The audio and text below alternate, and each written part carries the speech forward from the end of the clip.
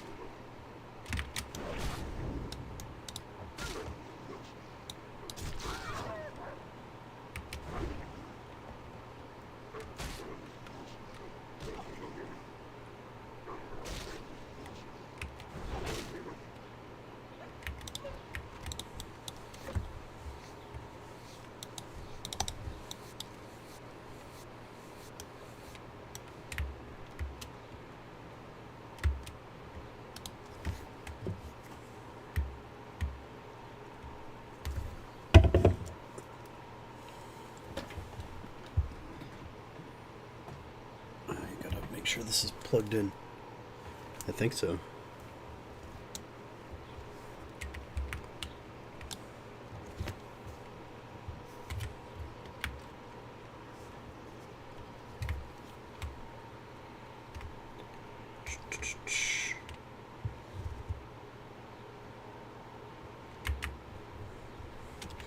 Yeah, so my headphones are dying.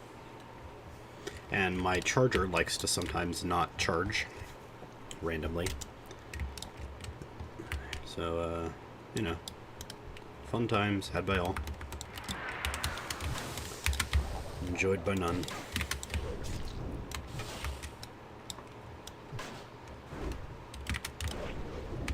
Kind of crazy. This entire gazebo is a quest interactable. By the way, I've gone from where I was. I spent some time down in Tanaris, and now I'm over here in Feralis. How in the fuck am I too far away? Cool. Oh.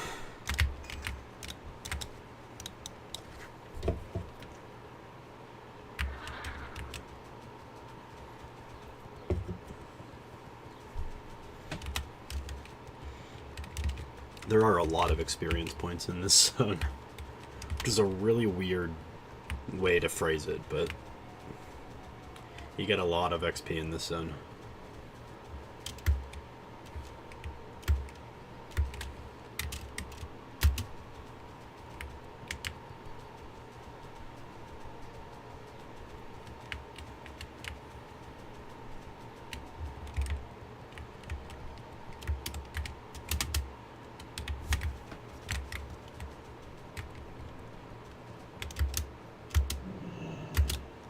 One thing I don't like about vanilla, I know, I'm about to say something crazy, but the one thing I don't like about vanilla World of Warcraft is that they don't have...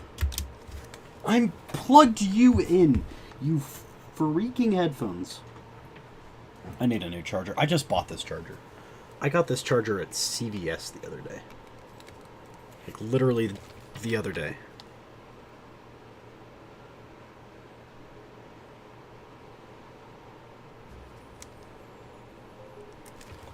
I can't tell if it's plugged in.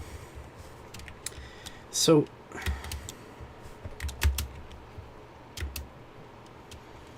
one thing I don't like about vanilla Warcraft is that they don't They had set up, since Warcraft 1 and 2, the High Elves. And as of Warcraft 3, they shifted gears into, mostly anyway, the Blood Elves. So there are 3 types of elves that we know of in the vanilla world. There are more, but we're going to stick with the 3 for now. Or at least in retail there's more. In the lore of vanilla, there are 3 types of elves. There are the High Elves, the Blood Elves, and the Night Elves. The High Elves were established in Warcraft 1 and 2 as this long-lived race, well-versed in arcane magic, and so on and so forth. In Warcraft 3, we encounter first the Night Elves. They are the ancestor race. They are so long-lived they're actually immortal. And they're from this continent, Kalimdor, as opposed to that continent where the entire first 2 and much of the 3rd games of the RTS series takes place. Right? But let me reiterate that for a second. First 2 games and much of the 3rd, all on this continent. Only a fraction of whatever happens in Warcraft 3 happens over here. Now, granted, the story of Warcraft 3 is very much the story of discovering Kalimdor, fighting off the Legion, and discovering yet another continent. So, like, they go to 2 separate continents that didn't exist in Warcraft lore before that. It was really about expanding the world and making it feel vast and ancient and so on and so forth. And did a really good job. And Vanilla does a really good job following up on that, because Northrend was positioned as this inhospitable, like, hardly anybody knows that it exists, like, frozen wasteland of a continent far to the north, right? Wrath of the Lich King almost, like, fails in that regard, like, following up on that, which is funny, because that's the expansion that's set in Northrend.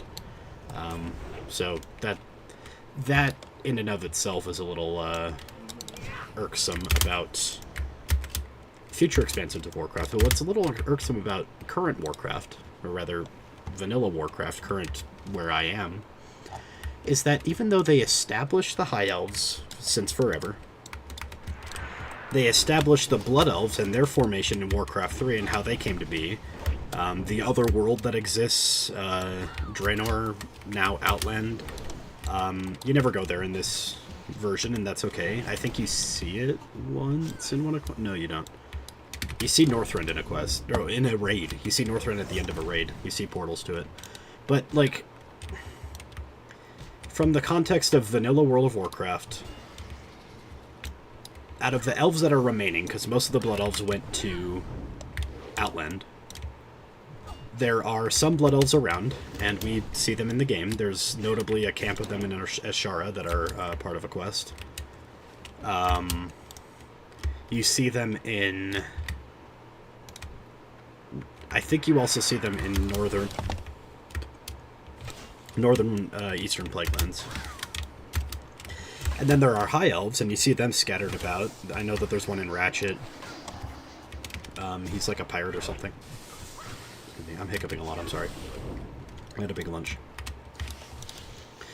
You see some in cities. Like, High Elves are firmly part of the Alliance. But even though they have these 2 separate but culturally similar versions of the same race, the High Elves and the Blood Elves, there are no... Or rather, they base all of their animations, all of their architecture, all of their everything in-game. Because remember, Warcraft, much like many games at the time, is sort of like a... built as a... Like, it's not so much a sandbox game, but, like, the developers almost were building it from a sandbox with a set of, like, a few hundred, like, models and stuff. So, models and textures and animations and stuff. So, all the Naga look the same. They have the same 2 models, the male and the female, but the female having the 4 arms and the male being, you know, looking like this. And they just have, like, different color palette swaps, right? And so that's how you get the different kinds. And then they can be holding different weapons, and those weapons have their own models and sometimes palette swaps as well. What sucks to me, all of this tangent aside, or not aside, all of this tangent together, what sucks to me is that World of Warcraft vanilla bases the High Elves and their architecture and models and stuff off of the Night Elves. And there is no distinction between them. What I mean by that is the High Elves have the same models as the Night Elves, just with different skin color and, I think, textures. The High Elves have the same buildings, just with different colors and textures. Like, this lodge that I was just at, that reminded me of that, is a High Elven Lodge model that you see in some places, and it's a Night Elven Lodge model that you see in other places. So when you go to Loch Modan, this is a High Elf looking thing. When you go to Hinterlands, this is a High Elf looking thing. But you go here, and it's a Night Elf looking thing in Night Elf colors. And I don't necessarily like that because, again,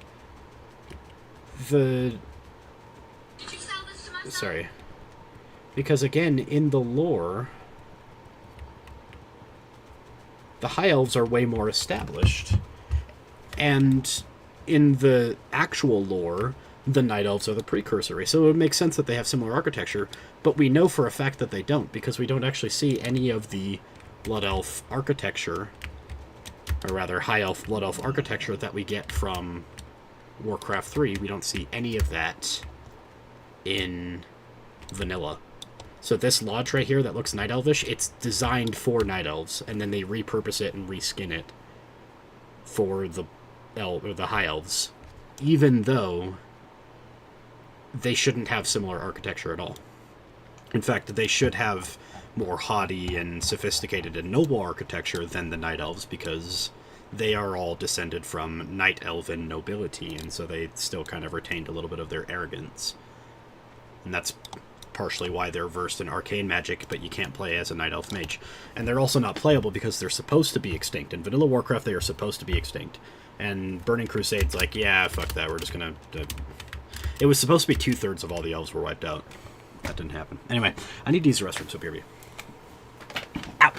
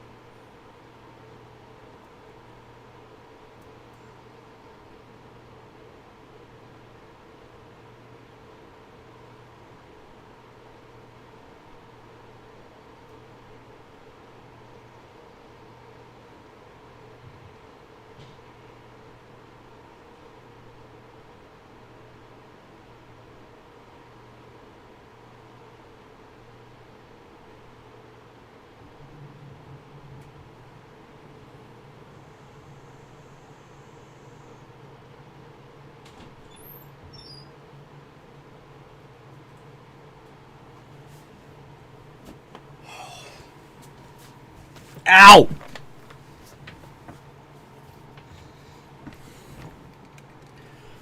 Ugh, someday I won't be in pain. Right?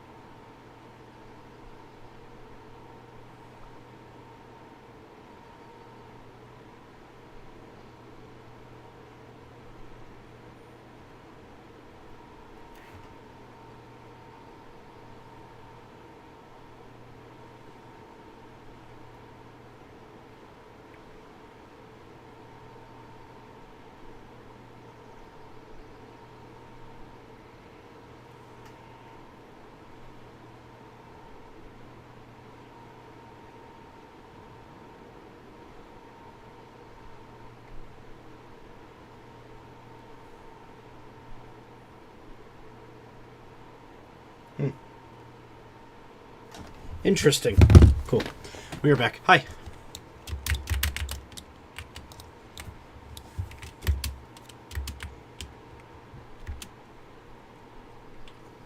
I believe I'm leaving at like 6 to watch a movie.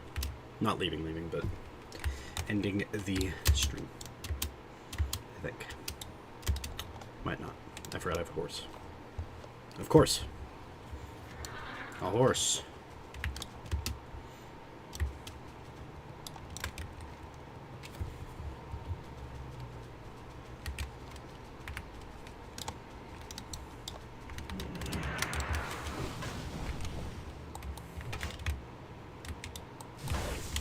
But yeah, it's like, it doesn't make sense that their architecture is different. I'm happy with what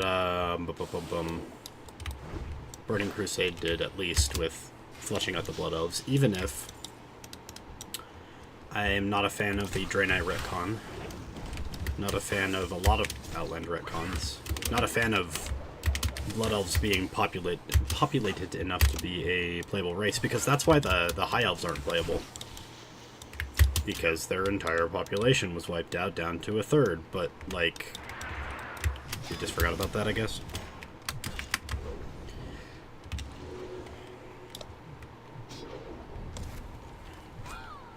Okay, it's charging now. I don't know why it wasn't charging before.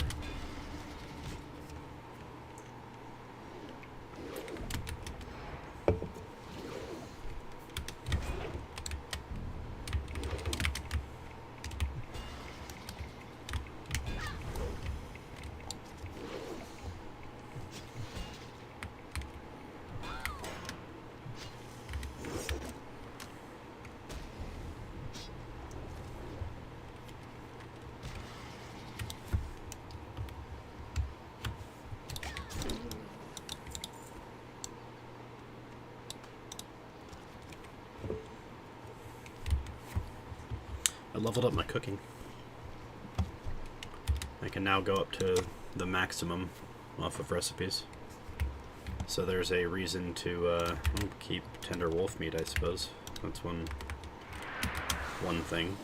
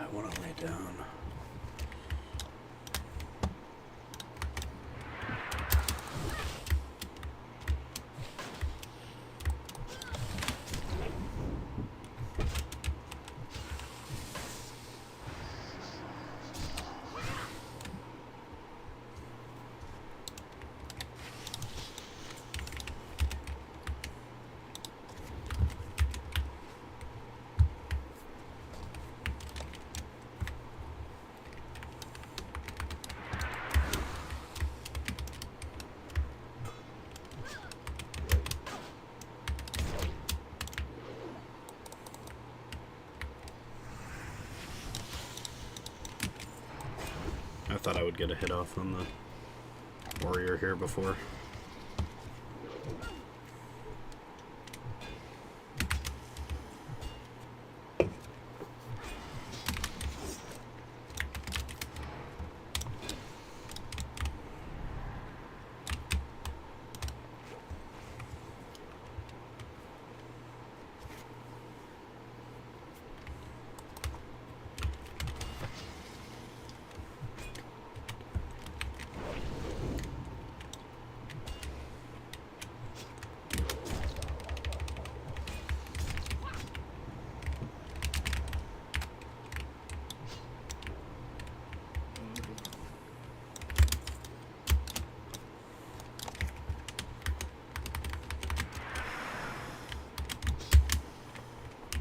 I wish I could play this music.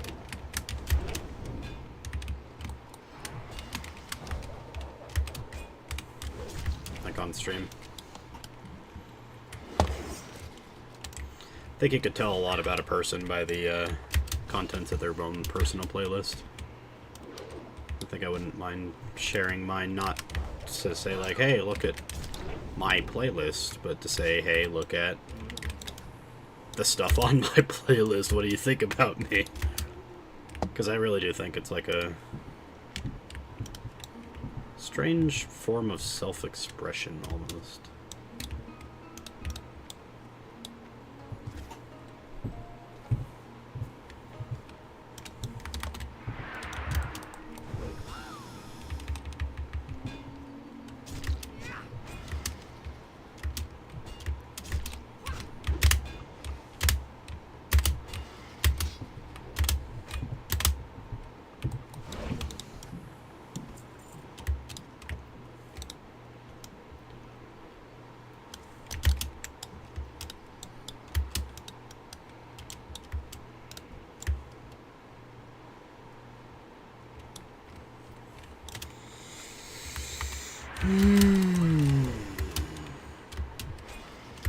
I'm awake.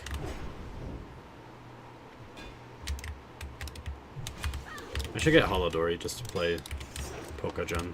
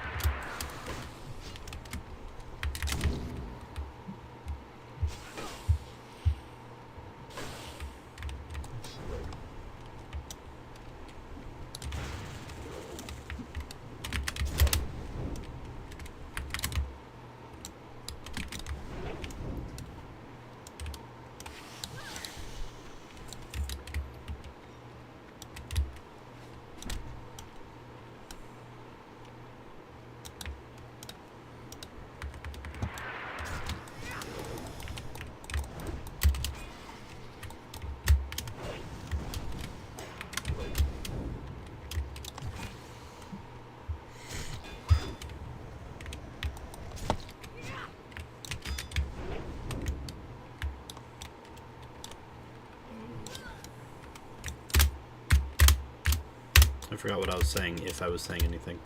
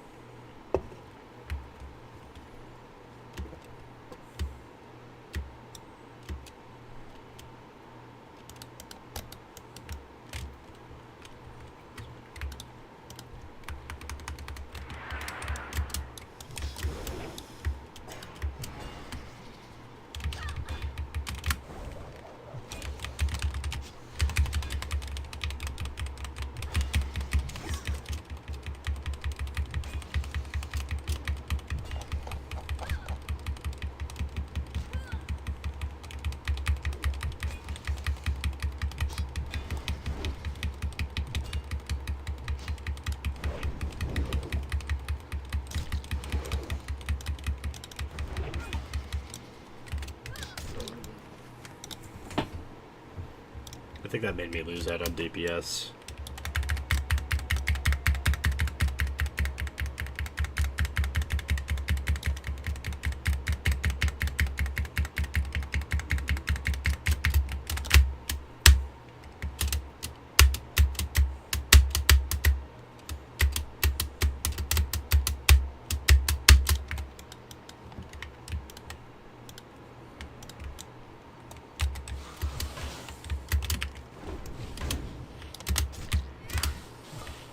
Open up the limit.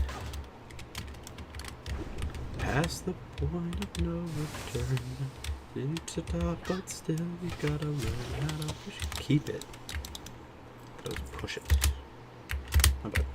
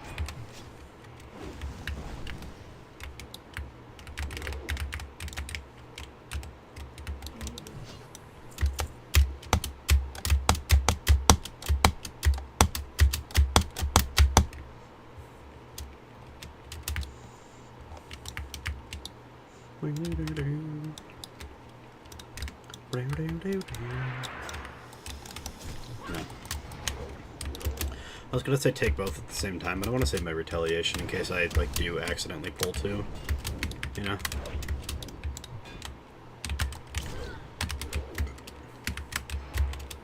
Get mad.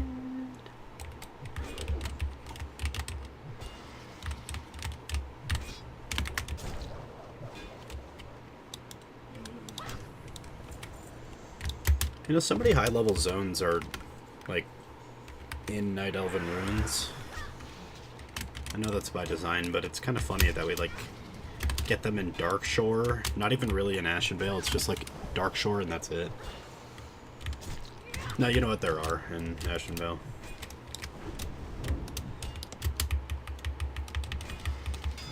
I'm shocked there aren't a lot of Night Elven Ruins in, like, the Barrens. Like, I understand that they want to keep the aesthetic of the Horde, but, like, doesn't it make sense to have, like, Night Elf Ruins somewhere in here? Because the entire continent was... In fact, the entire world was a Night Elf Empire, but more importantly, the Night Elf Empire did reach across where the Maelstrom is now, because there was all one continent. The Maelstrom, like, signaled the end of the Night Elven Empire, but, like, they had space all the way up in here, and in fact, they have ruins here. And here. So there are Night Elven ruins in those spots. So at minimum, they had like a coastal presence up or down until you reach Duskwood, where it goes inland, and up through this like gulf thing, which I think was like probably directly where like the Well of Eternity was, maybe? I don't know. I'm trying to like put real world plate tectonics into it. But the thought is like, okay, so they have essentially, at minimum, you know that they have a spot here and a spot here, so do they really just have like a big crescent moon-shaped empire? In vanilla, certainly they could have, but in retail, we know, like, we've been given a map of their old empire, and no, they didn't. So it's very possible that the original idea is that they had like a big crescent moon-shaped empire, which would make sense thematically. They are night elves. But the thought now comes, why don't they have ruins in the Barrens? It's either for that reason or because the Tauren owned the Barrens for the last however many thousands of years. 10,000 years, I don't know why I said however many. I know exactly how many.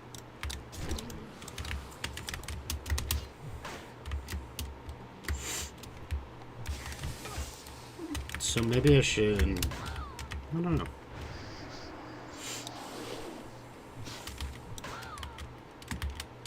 Oh, I'm silenced. That's such a rare thing to happen. I mean... Okay, first of all, yeah, it is a rare thing to happen. But second of all, like, it's such a rare thing to matter to me as a warrior, because I don't cast many spells, but you can silence shouts, I suppose.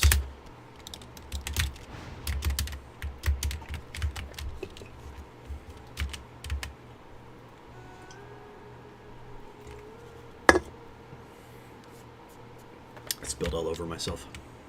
You're just gonna have to deal with that.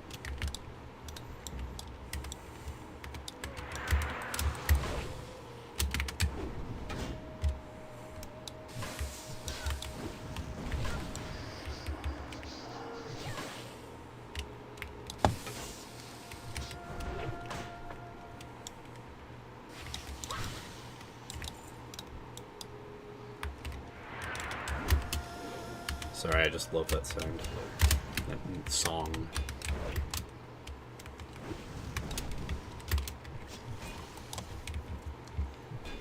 I guess, I don't know why I'm saying sorry. You can't see that I'm pausing and unpausing.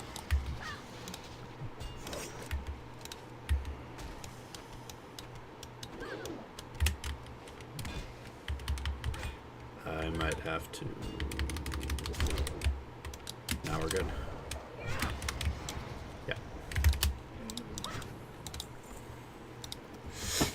You can kind of see I was thinking about putting the potion onto my action bar. I mean, I was putting the potion on my action bar. I was thinking about using it.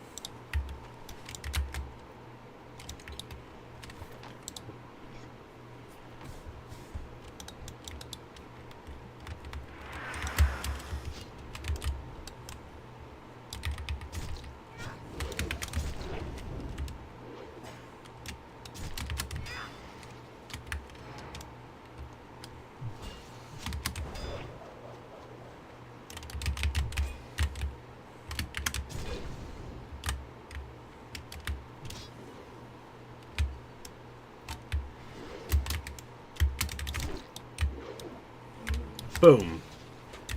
That's 10.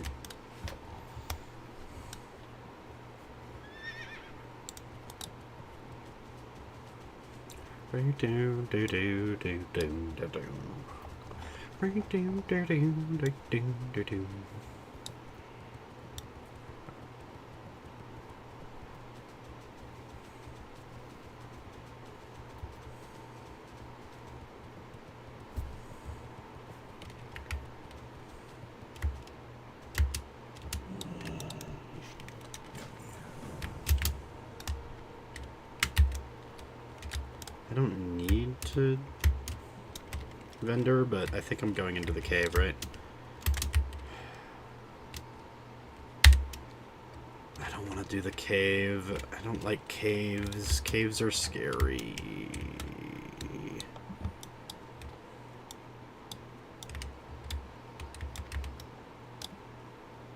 Is there a single vendor on this island? Like, come on.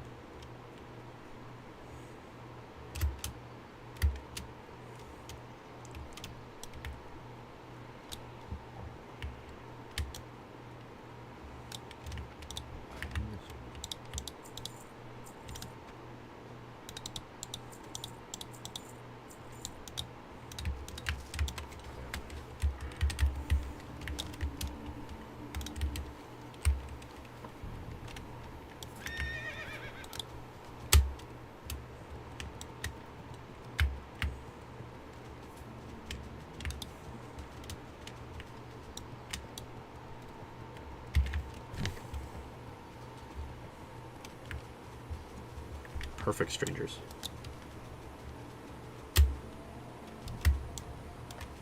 by Deep Purple.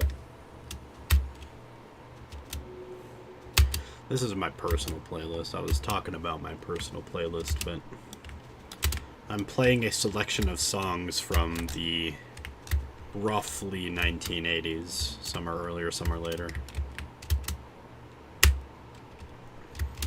And some of them were selected by my parents, some of them selected by my aunt and uncle.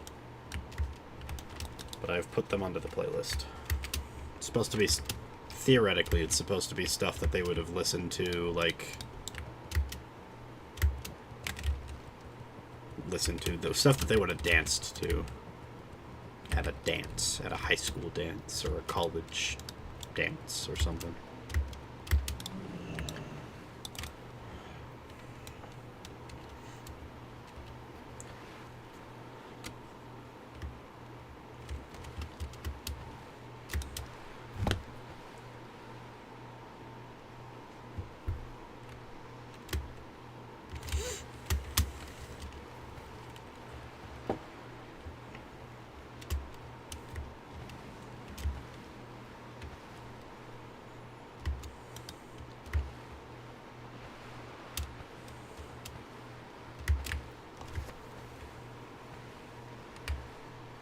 I wish I had, like,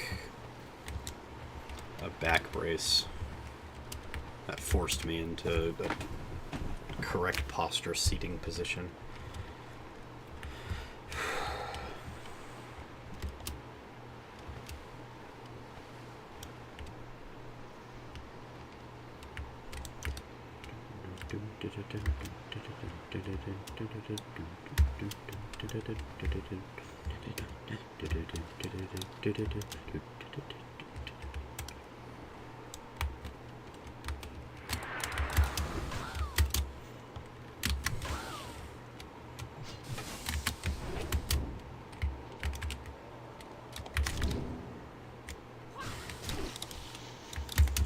Like, I know they're green mobs, but I'm still scared of entering caves at all. I don't have an escape tool as a warrior.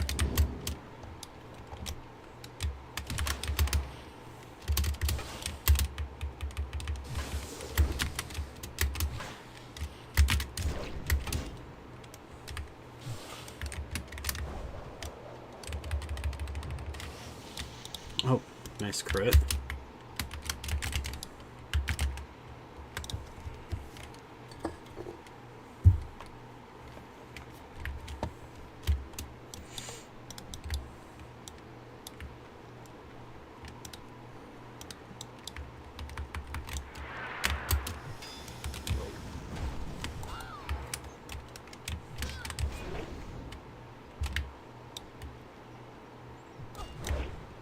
Especially because they can randomly disarm me.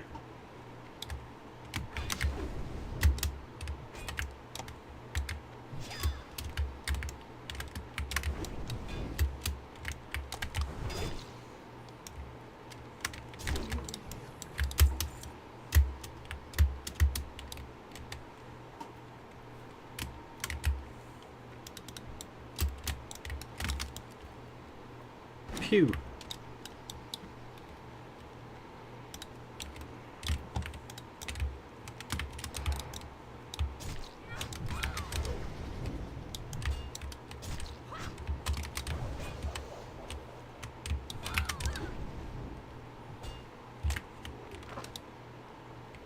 Oh, wait.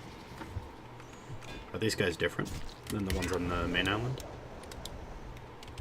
I guess probably they would think of this as the main island because it's bigger, but that's where their home is. But you know, our main island, this one. The Feathermoon Stronghold Island. Not the Isle of Dread. You know, these things are supposed to be intelligent creatures, right? So why would they intentionally live in a place called the Isle of Dread? I feel like that's... I don't know. Maybe that's like a colloquial term given to the island by people that they don't like. Because, like, we know there are dealings with Nagas. We know that they, like,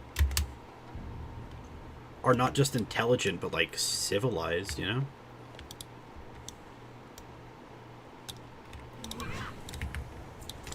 Like, it's not just, like, Quillbor are intelligent, but they're somewhat uncivilized. You can't make deals with them, and they're barbarian raiders of the Baron's Roads or whatever, right?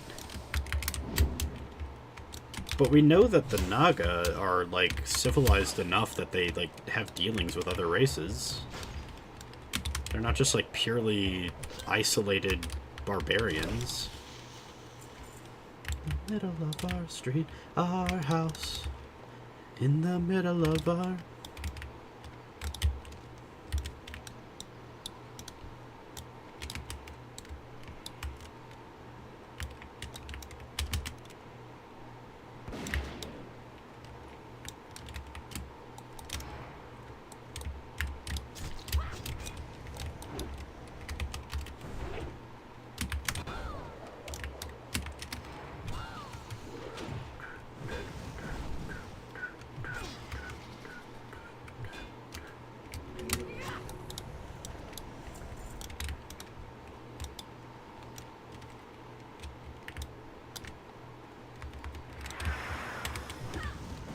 This is an at-level cave. I am committing seppuku by walking in here, aren't I?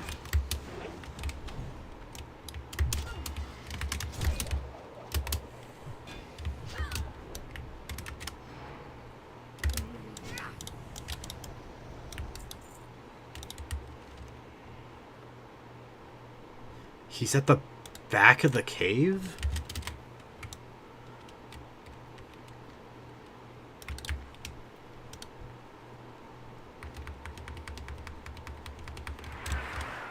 Okay.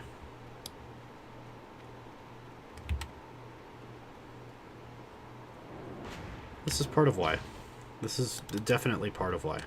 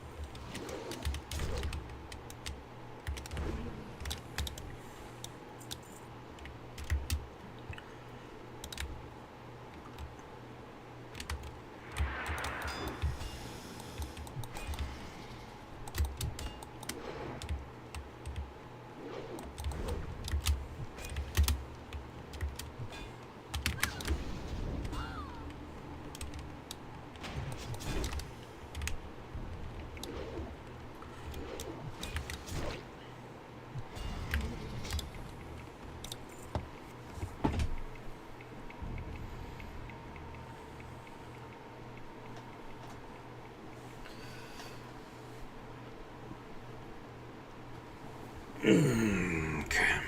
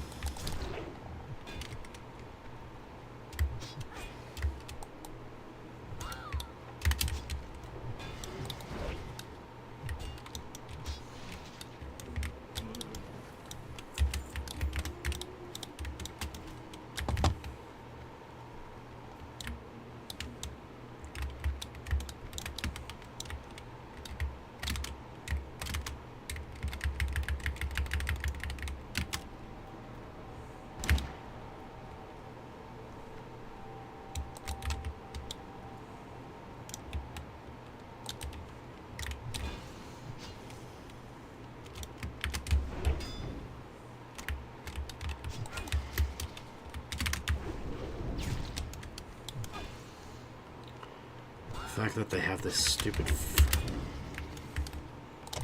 What is Frost Shock?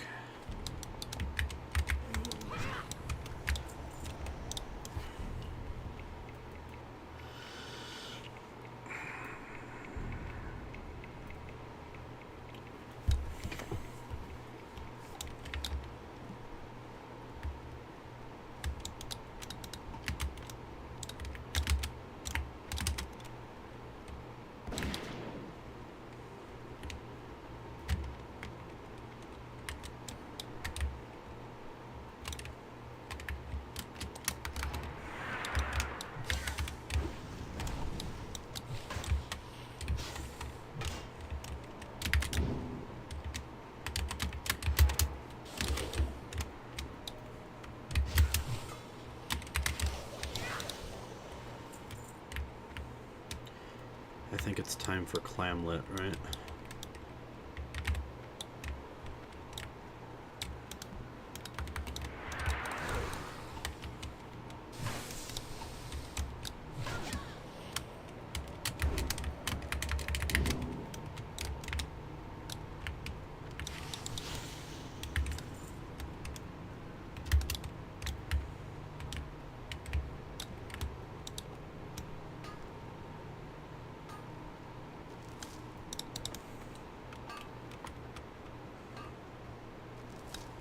Might be doable to go up that way, but I don't like the mob density here.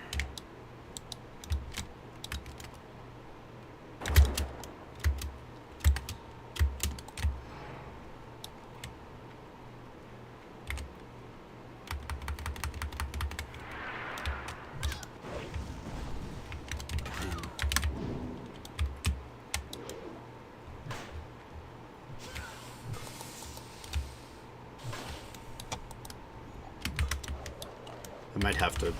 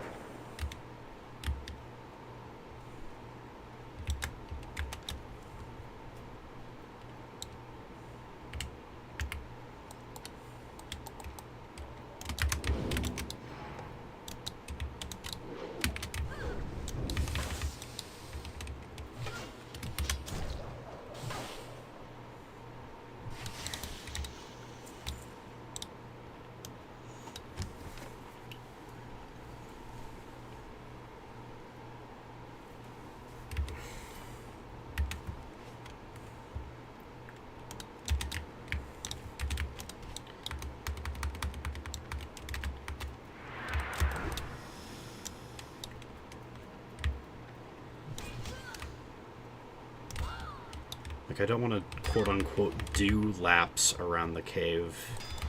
I will be hearthing after this.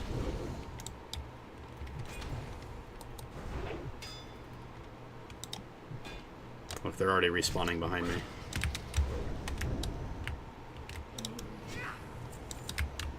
I don't have infinite time to do what I'm doing.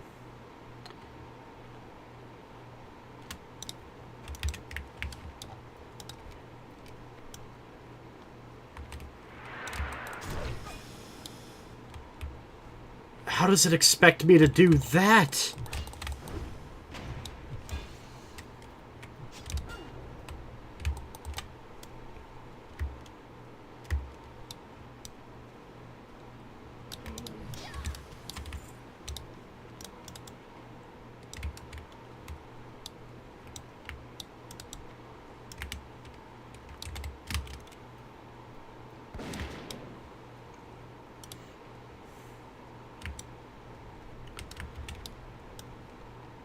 He's already respawned. He's already, yeah. Do I really think I can do this? If there's a possible...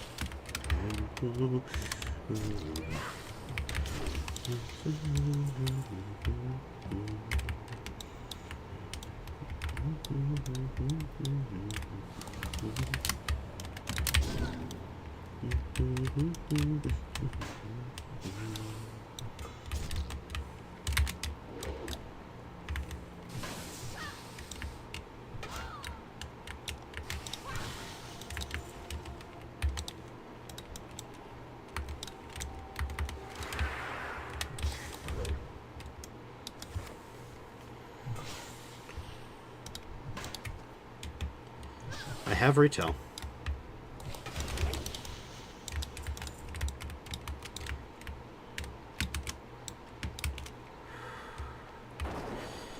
Come here, dude.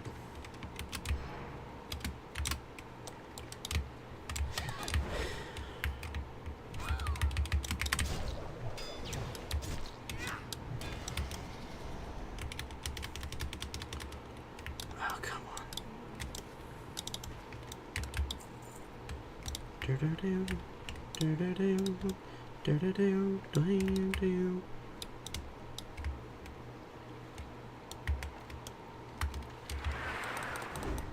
That was really risky.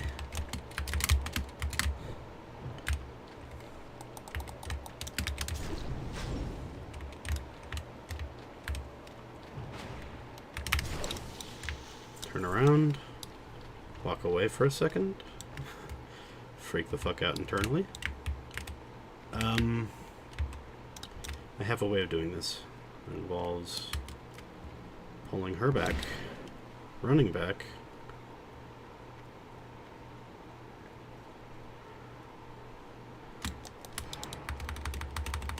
doing that.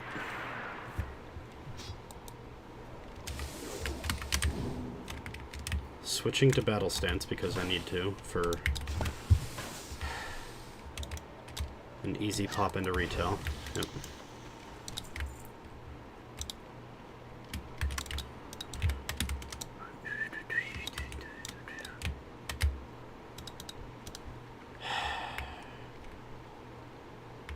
I'm doing it.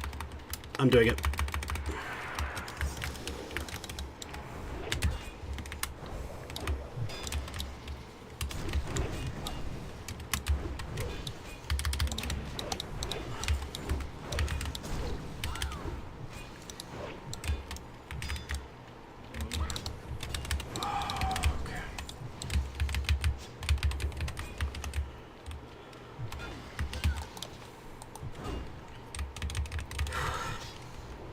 Did it. Hearthing. Don't care. Don't care. Don't care. Getting out. I am not fighting my way out of here. I don't care that it was clean as fuck. We are out of here. Out. Holy. Let's go turn that in.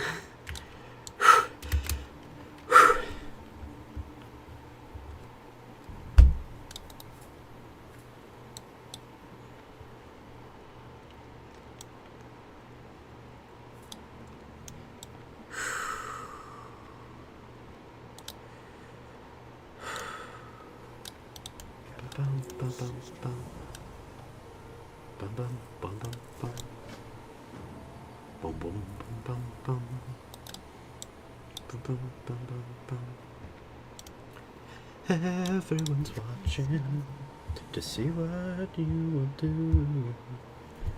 Everyone's looking at you.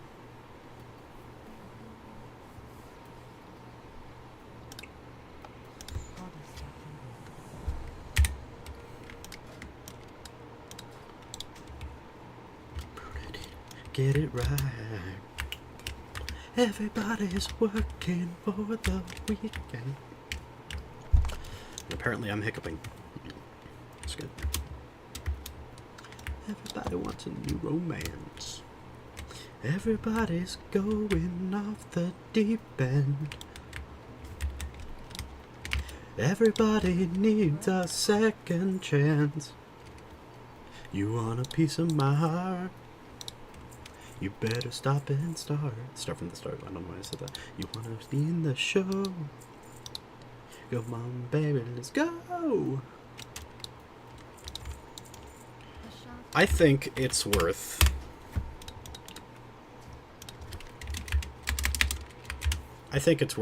showing Helm now.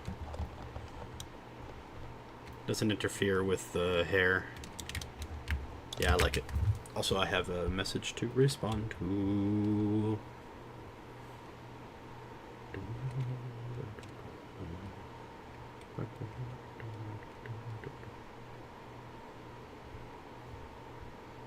That's cool. Everybody's working for the weekend. Everybody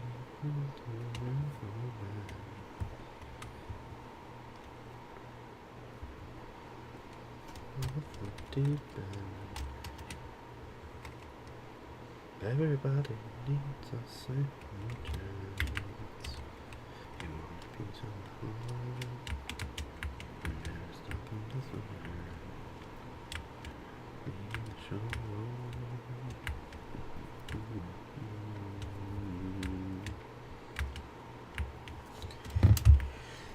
I'll just take the boat. It gives me time to rest.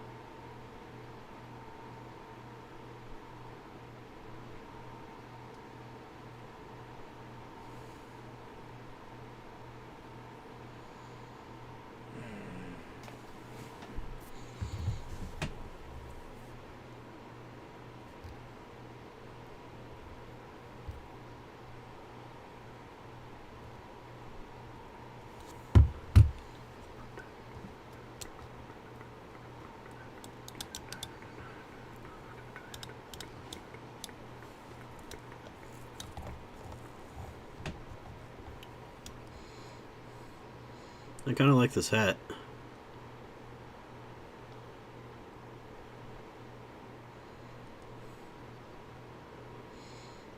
I kind of dig it.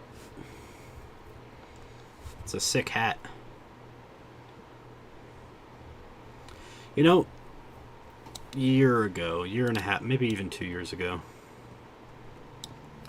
Kyla had a goofy little stream asset, like, stapled to her forehead. And I said, nice hat. And it clearly wasn't a hat, but it was, you know, some stream asset. And I don't know to this day whether it was obvious that I was saying nice thing on your head and not just, like, mindlessly, arbitrarily saying nice hat when there was no hat. Because there was no hat. There was a thing stapled to her face.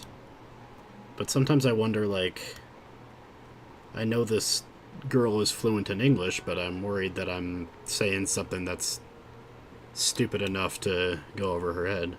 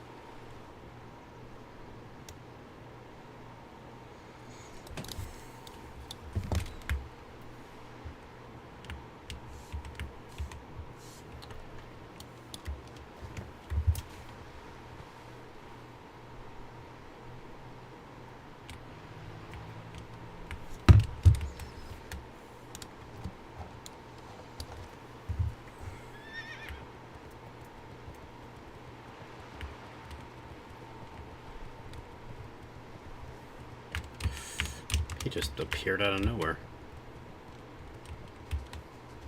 Sometimes I wish the render distance could be just a little higher. I know they can handle it. Let's just do this right now. It's here.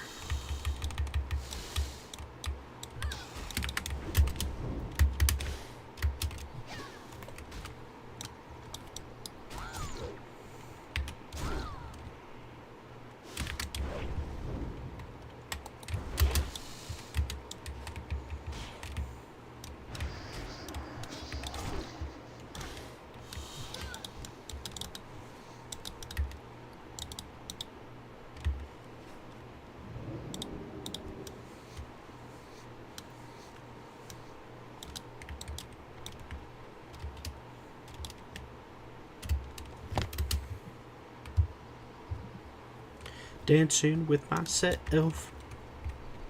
Dancing with myself.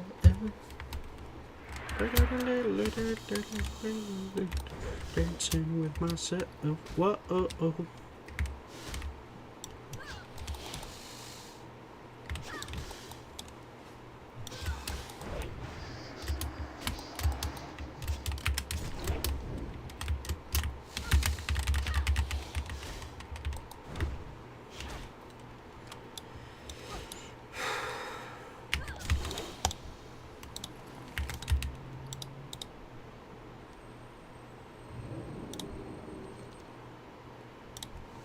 I don't know why it's not just letting me read the text there, but...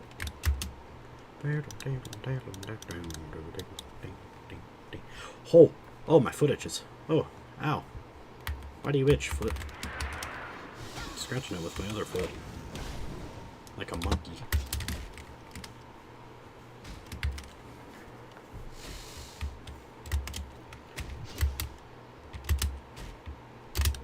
I spent the day away.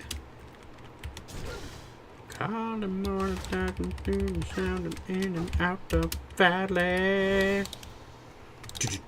Oh, wait.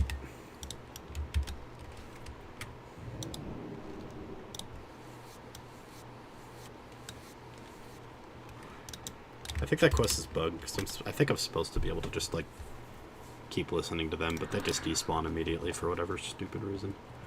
Whatever, I've done the screechers.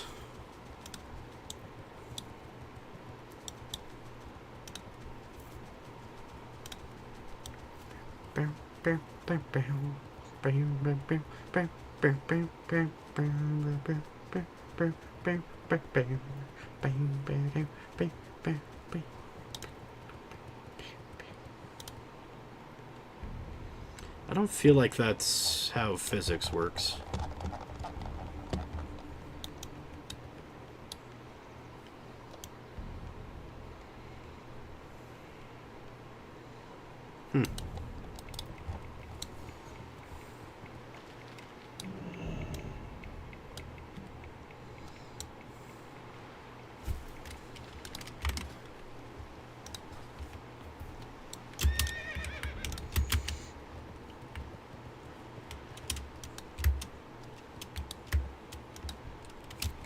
Did I already did I not already do that?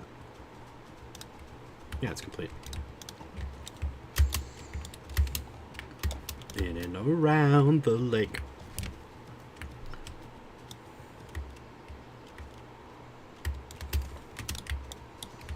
Nobody knows what the lyrics of Roundabout mean.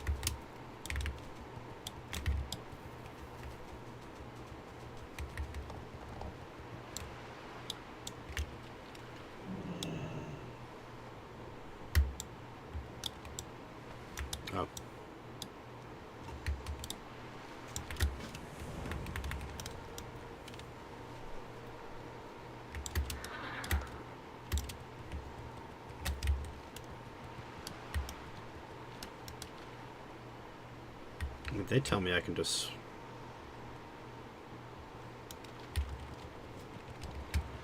Not really worth it. Ah! I was going to die.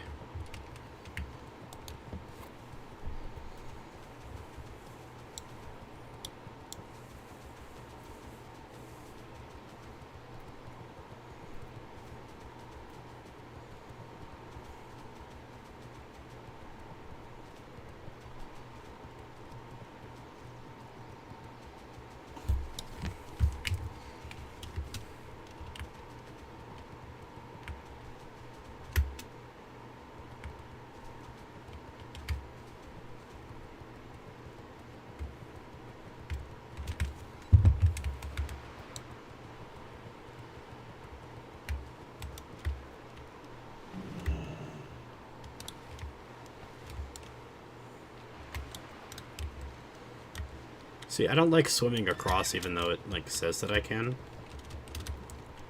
Because this big patch right here is... fatigue water. I'm not risking fatigue water. You know, that's the stuff that's usually out by the, like, edge of the sea, where if you keep going, you'll hit the fatigue zone, and if there was no fatigue, there'd just be, like, an end of the world somewhere out there, because it's a video game world, it's a big flat expanse. But, because it's way, way, way, way, way the hell out there, they need, like, the fatigue, which is the sort of in-world explanation of why you can't reach out there, because you'll eventually die.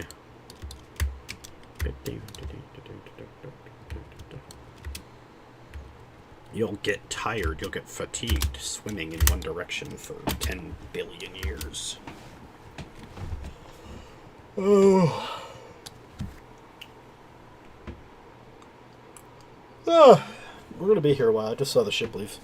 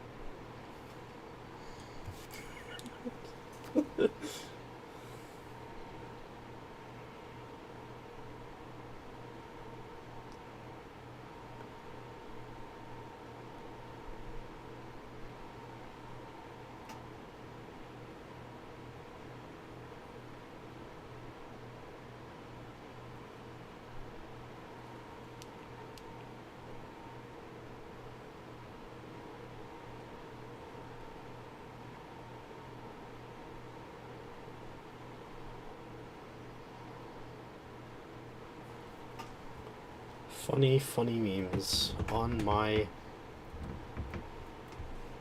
thing.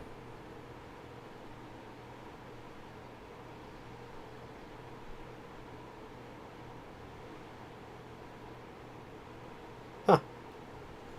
Sam Neill, the guy who died. There's a lot of guys who died. The actor who died, who played one of the leads in Jurassic Park, apparently his last role is going to be in the Legend of Zelda movie. They got all his stuff done before the movie.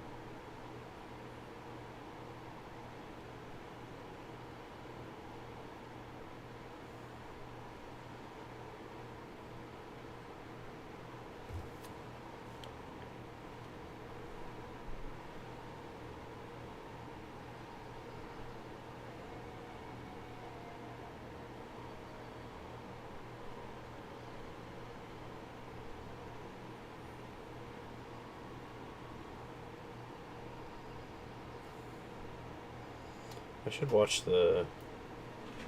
What's it called?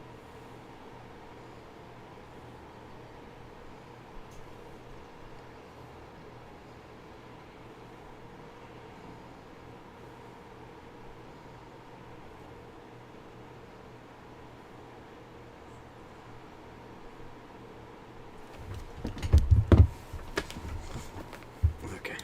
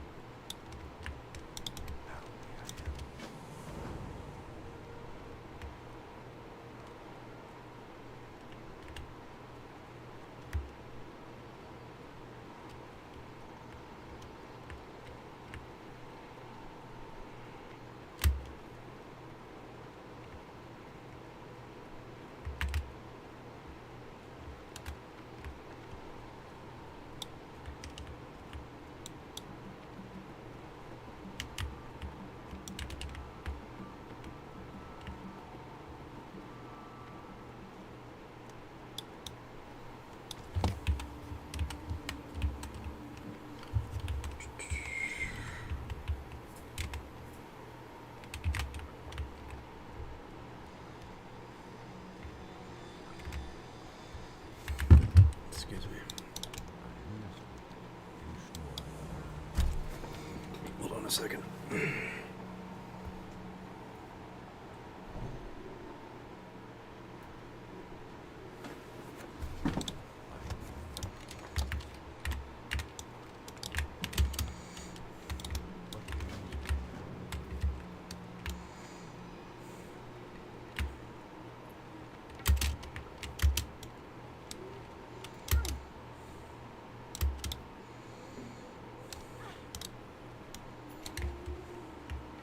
Just in here.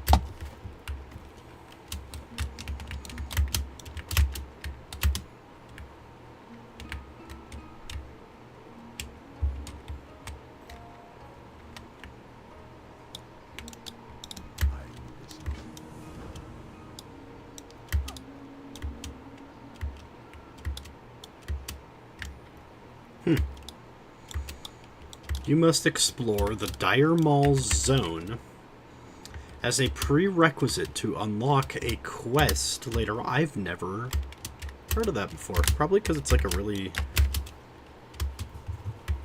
unique, special way to do a to do it, and it's very subtle. So you know, it might be a you know.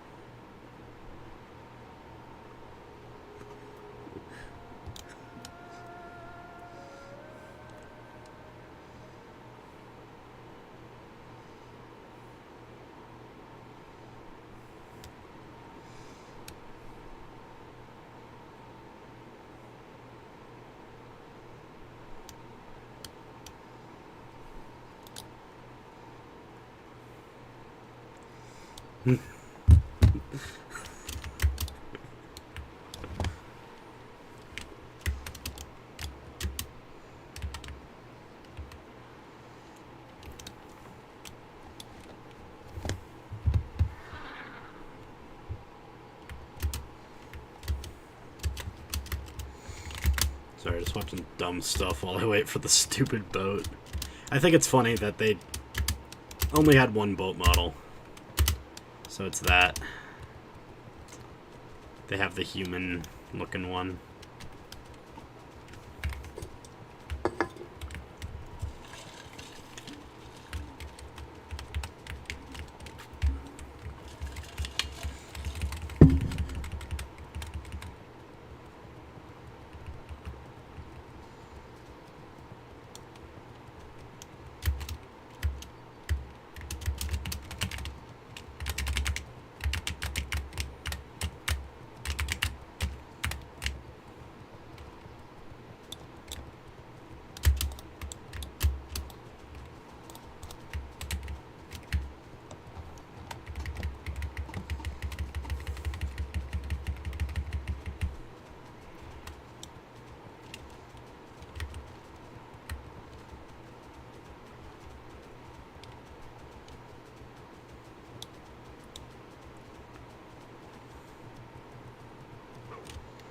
Uh-oh.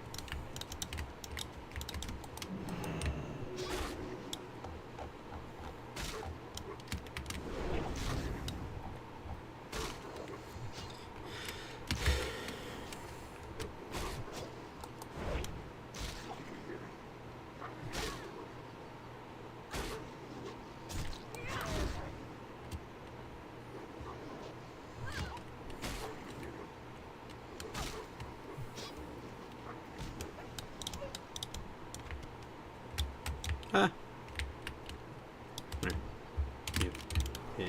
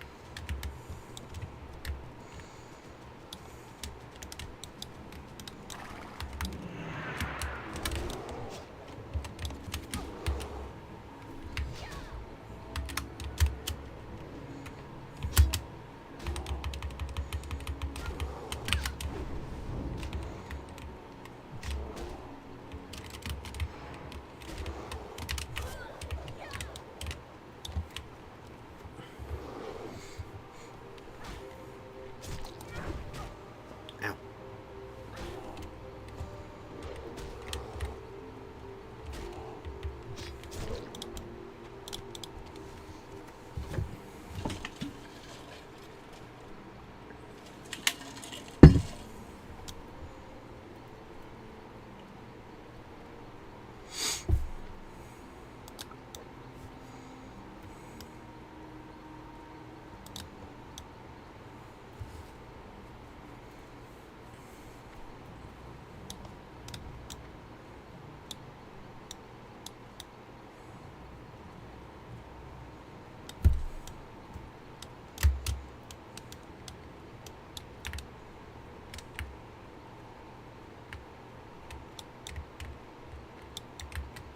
If I get too close to that, I die.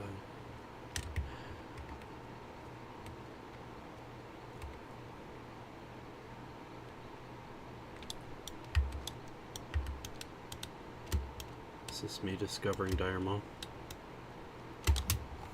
Yeah. It says it right there. Just didn't do the sound effect. And if it did, it was quiet. Don't have music going right now.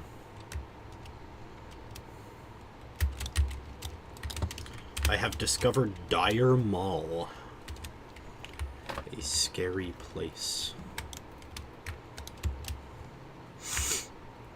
A literal max level dungeon. Dungeon.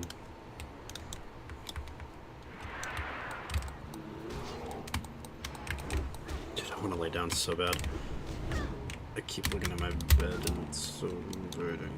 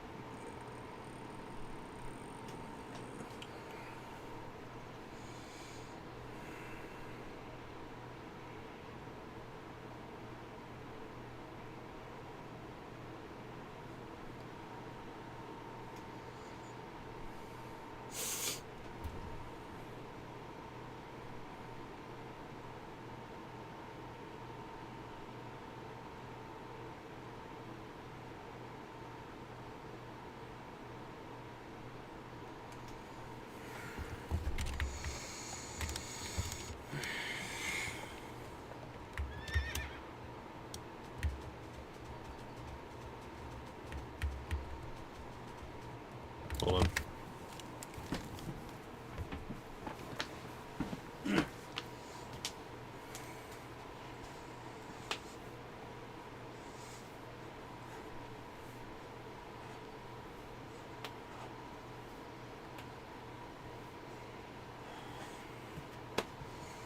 That should wake me up a little.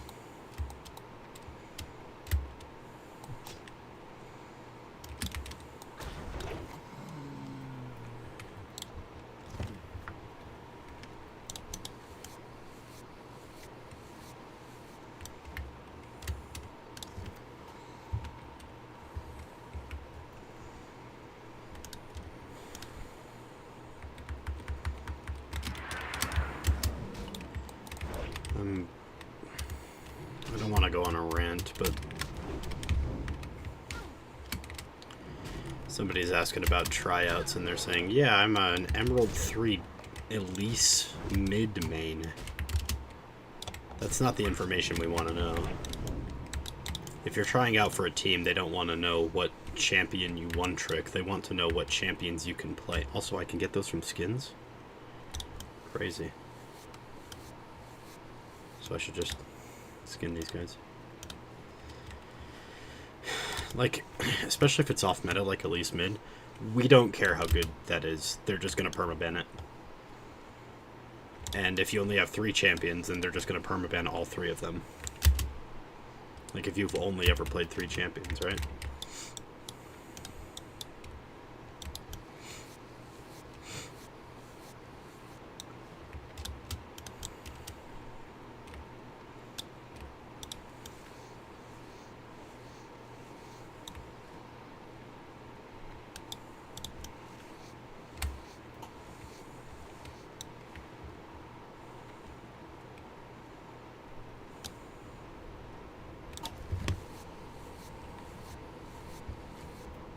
It's funny to see, but it's also a bit sad.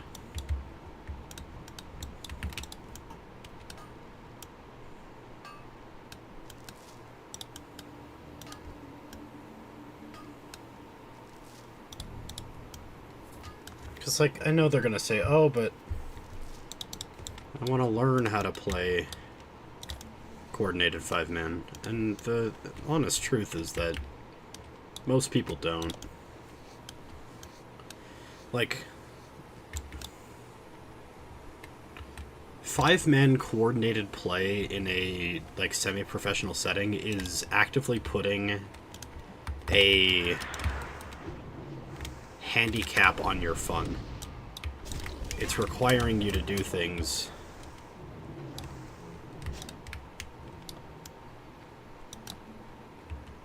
that are anti-fun just so that you can follow the rules, right?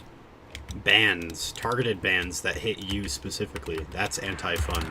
If you're an Elise mid-main and that's literally all you play, they are only going to ban that every game, and then you're just never going to get to play that. I never got to play Nocturne throughout my jungle season, because he was my one trick, so I had to pick up Jarvan, I had to pick up, I don't remember who else, Pantheon.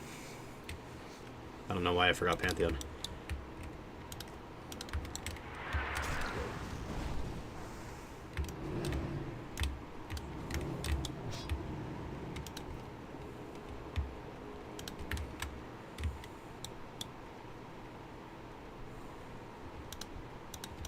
I guess she's done.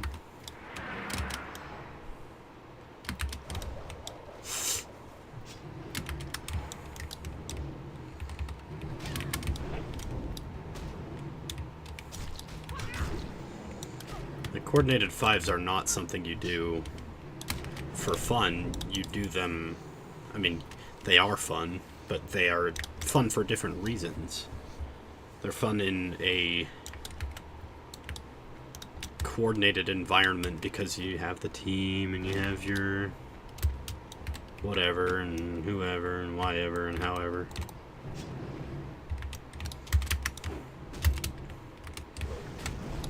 My old coach said it best when I was talking to him after they forced him to leave.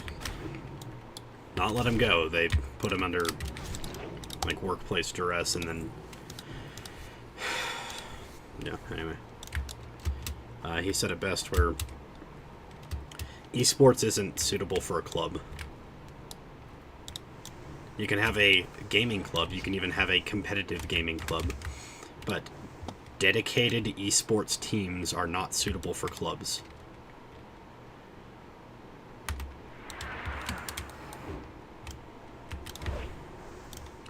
And that's because it's actively imposing a set of anti-fun rules on yourself so that you can instead have, I'm going to put in quotes, fun, right? Because it is fun, but it's fun for different reasons, like I said. So that you can have fun in different ways. You know, growing together as a team, learning to... learning comp macro as opposed to solo queue macro. Learning comp champions as opposed to mid lane Elise. And, like, I'm gonna continue ranting about this person for as long as I can because it's very evident they don't care about coordinated play.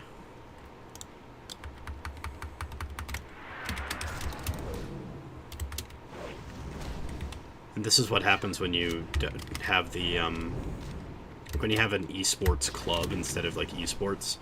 This kind of stuff happens. People show up, they say, I only play mages bot lane, which, you know, in a meta where that wasn't meta, right? Or I only play Elise mid, or, like, X, Y, and Z. When you open it up to casuals, you get casuals, right? When it's a competitive environment focused on competition, then the only people that are joining are people who value competition, people who are playing for the purposes of winning. And not just winning, but, like, learning how to win and trying to consistently win and getting better at winning is what's fun to them. That's what's fun to me about League of Legends, is the skill, you know? So nothing against this guy, like, as a person. Not even anything against... I'm sure they could 1v1 me easily. If they're, like, comfortable enough saying I'm an Elise one-trick that plays mid, then they could probably beat my ass easily. But that's not what I'm concerned about. What I'm concerned about is that they are a symptom of our esports program being assigned to club sports and being told that club sports doesn't care about trying to win. They don't care about competing for the sake of competition and whatever. They care about competing because it's fun. But it's not like rodeo where, like, the competition is the game. League of Legends, you can go play League of Legends right now for free on your own computer. You don't need to join a 5-stack. So why would you join like 4 other random people you've never met before just because you're at that school? That's not fun. Nobody finds that fun. Social people don't find that fun. Antisocial people don't find that fun. Like, nobody finds it fun to just join a random group of 4 people you've never met before and play 5s.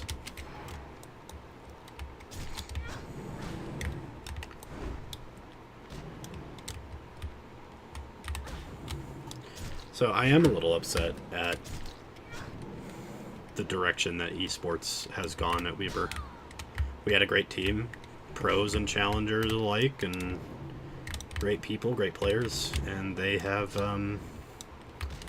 been told that the school that they came to, specifically because it would support them and their goals and aspirations, no longer wants to support them in their goals and aspirations.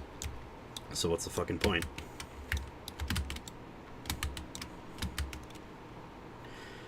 So I'm in this predicament where this is the school that I care about because of those reasons. And it doesn't matter to them.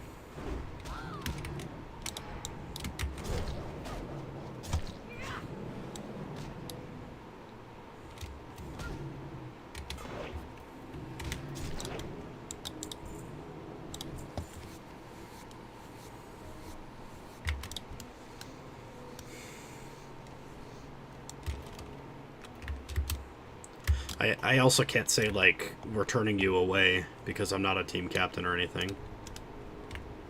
Even though I should say that. Okay, this lady is scaring me, just how close she is to dying.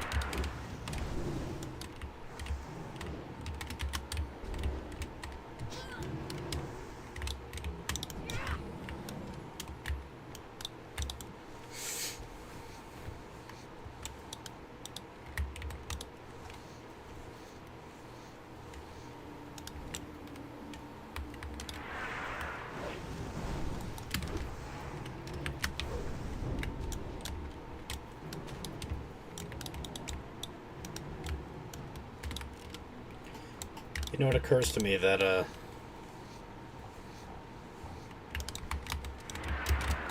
these Yetis are called Feral Scars, and I thought the place they were in was called the Feral Scar, but it's Feral Scar Vale. But when I was a kid, not once but twice in rapid succession did pop culture introduce me to the concept of a scar in, I don't know, geography? Is geography the right term? It's like a swath through a forest or otherwise like green area of dead area is what a scar is. So you have the dead scar in Eversong and the Ghostlands in Burning Crusade, and you also have in Avatar, the first season, there's a book, or not a book, an episode that involves a scar. It's the two-parter. It's the Heibai one. The first part involves, you know, the Fire Nation attacking through a scar, and both of them were caused by war. And I wonder if war is like the primary cause of geographical scars, or if there's something else. But still, the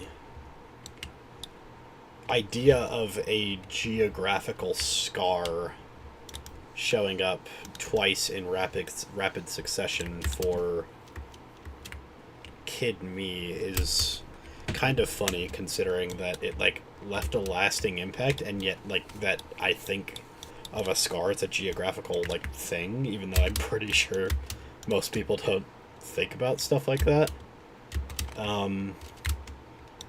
But also it it's not reminded about again. Like it's not a common enough thing. It just happened to hit the two like forms of media, the two entertainment media things in the world that in the mid 2000s were referencing scars. So it's kind of funny in that way. I'm making my 12th Blood Elf alt because I was a little kid and all I did was make alts. And running to the dead scar, and then I'm also watching Avatar, and they're talking about a scar. And then I just never see it again. I don't think I've ever seen it mentioned in any other literature, media, whatever. A scar, like a geographical scar. And, again, coincidentally, both happen to be due to war, except this one was due to undead war, and the Avatar one was just due to people with fire powers.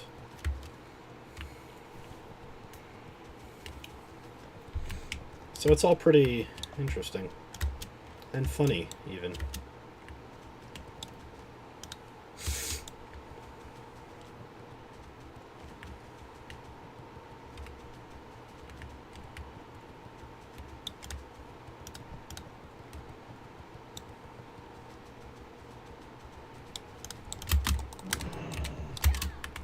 When you get attacked by a mob, it's probably just better to fight it most of the time, especially in areas like this that are really dense.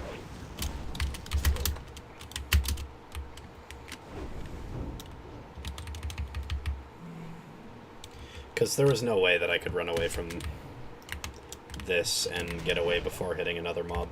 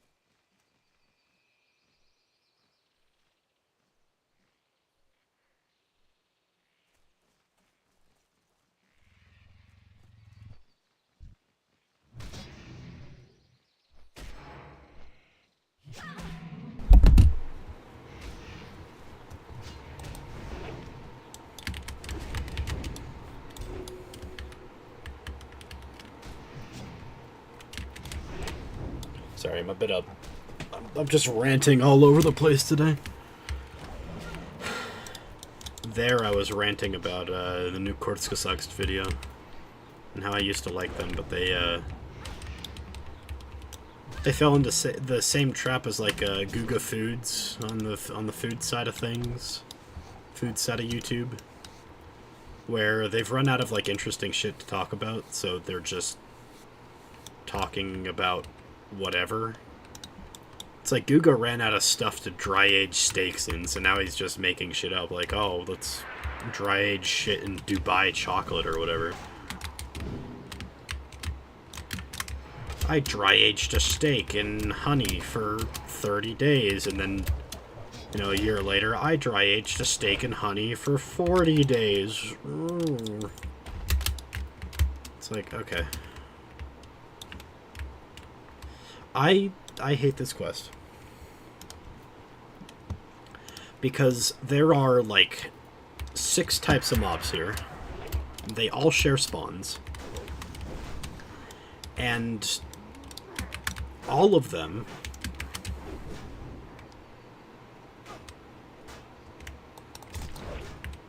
that forest walker was having a vacation, I guess. He's not a forest walker, he's a forest jumper. Ah, damn. So you see, I just killed 2 ogres. None of that counted towards my quest. Those 2 guys, they share spawns with the guys that do count towards my quest. So I have to just go around and kill fucking random ogres in order to force shamans to spawn, you see? It's stupid. I hate it.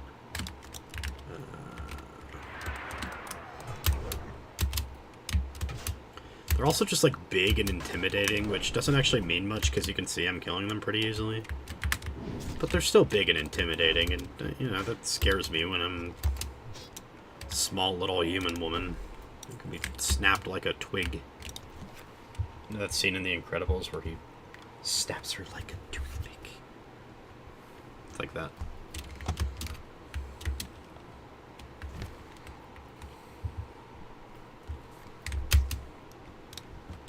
Like, these mage lords, they're not part of any quest. They just share spawns with the stuff that is part of the quest.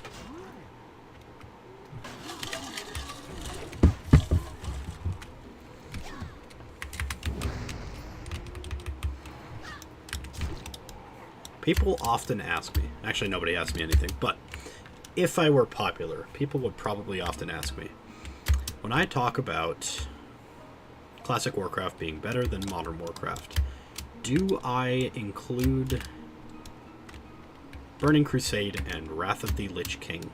And to that I say, I used to, but not anymore. The problem that I have with Modern Warcraft is not just in the world building and the retcons, which started with Burning Crusade and Wrath of the Lich King, so there's that.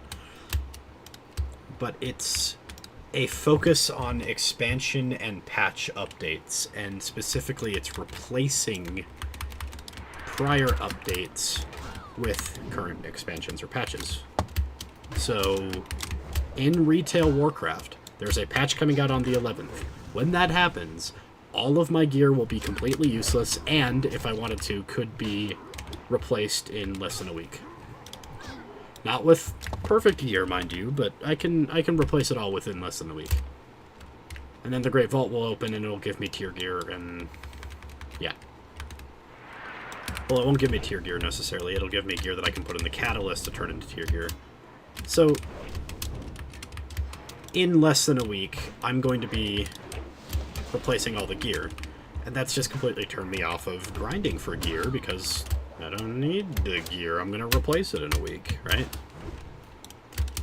Vanilla Warcraft was the last time that it was not like that in the gameplay design. Like 100% of the time. Now, there's still points for a lot of, especially Burning Crusade and Lich King, but a lot of the early expansions where gear from earlier raid tiers, gear from earlier even dungeons, remains relevant into the end, I'm pretty sure, I could be wrong, but I'm pretty sure I remember seeing that there were trinkets from Karazhan that were still bis for Sunwell. If that's true, then cool. If that's not true, sad day indeed. I didn't know he pathed this way. I'm glad that he walked into my camera. So now but as much as that's true for, or not as true for vanilla as some would like to say, like, it's still relatively horizontal. There are classes, there are gear pieces, there are, you know, whatever, where their bis is in Molten Core or Onyxia all the way through to the end. That was true for Season of Discovery even. There were items like Quick Strike Ring, which even in the Power Corrupt world of Season of Discovery lasted till at least Naxxramas that I know of. I didn't really look at bis lists for Scarlet Enclave. But that's the problem with Season of Discovery now, is that Season of Discovery fell down the same trap of... They had a unique solution, I'll admit. They had a very unique solution to this idea of, like, patched per patch power creep. And it was that... Can this Battlemaster go away? I don't think that's going to happen. If I can get this Mauler without the Battlemaster, cool. I did. Okay. The unique thing that they did, patch to patch, is that they said, we're going to make it so that there's gear and even, like, enchants for your shoulders, I think it was, that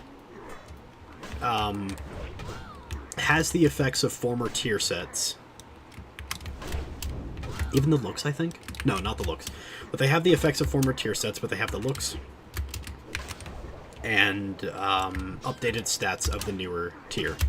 So even though you were still getting Onslaught Girdle, Quick Strike Ring from Molten Core, you as a warrior would get the tier gear from Blackwing Lair, and then get the version of the tier gear from Blackwing Lair that's the Molten Core tier set, if you wanted the Molten Core tier set for whatever reason. And what that meant is that you could mix and match some tier sets a little better, because you could have them all in updated tier item levels. I'm going to say item level. We don't have item levels in vanilla, but item levels, gear score, whatever. And with the updated tier stats that they would give you, they would also be at that level, but with the former tier set bonuses. So if my tier set bonus was good for Fury, but the Blackwing Lair tier set bonus was good for arms, I could have the Fury one, but have it at Blackwing Lair power level. And then if I could equip both, let's say that it was good for Fury because it improves Bloodlust, but the other one was good for arms because it improved Whirlwind, then maybe I would get both. I don't think that's what it was. In fact, I'm positive that's not what it was. But the example stands. So, where's the problem? The problem lies that you're still only really going to the most recent raid for gear from former raids. I would like things to remain horizontal. But in vanilla, because there are unique tier sets per raid tier, even though the stats do go up, like, you're not swapping on, I think, 2 or 3 classes. Like, you're not even getting tier gear for the former tier, or for the latter tier, because the former tier set is just better than the stats of the latter tier gear, no matter what the set bonus is. And sometimes that means your class might not even get a tier set. I'm pretty sure, like, bis for paladin healers is just nothing relating to any paladin gear, because all the paladin gear is, like, for, like, damage and tanking, and damage and tanking on paladin is kind of shite. So, in that regard, you have paladins running around in their little clown dresses from Molten Core to Naxxramas. And not once in the middle are you ever doing anything otherwise. And I think that's kind of cool. The only way to keep up with that is to remain horizontal, and then that's where the problem with Burning Crusade and Wrath of the Lich King and all future expansions really makes headway. I don't know what turn of phrase I'm trying to say, what corporatism I'm trying to speak, but that's really where the water falls in the bucket, where, I don't know, where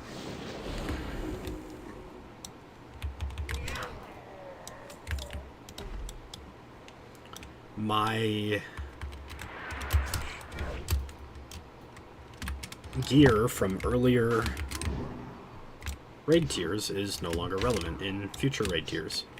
And then it's absolutely not relevant if a new expansion comes along. And I just don't like the idea of expansions in MMOs anymore. I think that if I want a long-lasting game that I can invest in, I don't want this artificial chore system being thrown at me so that I feel like I have to go and get gear before the next patch so that I can do things before the patch happens. Like, if I want to do this raid, the one that, like, if I want to do any of the raids that came out with Midnight's launch ever again, I can't. I can maybe do them in Raid Finder if I wait for like 15 minutes, but nobody's going to go do those because it takes about 30 seconds to get gear good enough to go do the second tier, which is coming out on the 11th. So, which is Tuesday, I think. So what's the point in ever doing the first set of raids from the first part of Midnight ever again? Which means I will probably, unless I'm really looking, which I don't really want to look, but this is just an example anyway, unless I'm really looking, I will probably never get the opportunity to even present itself to me for me to do earlier raid tiers, except that they have this weird, like, semi-time walking thing where, like, they make former raid tiers, they just increase their item level or whatever, make them a little harder. So all of that together means that, like, within an expansion you're already replacing all of the former stuff that you had, let alone the fact that it's an expansion, and that in and of itself is replacing all the former stuff that you had the previous expansion. If I walked around trying to find a group to do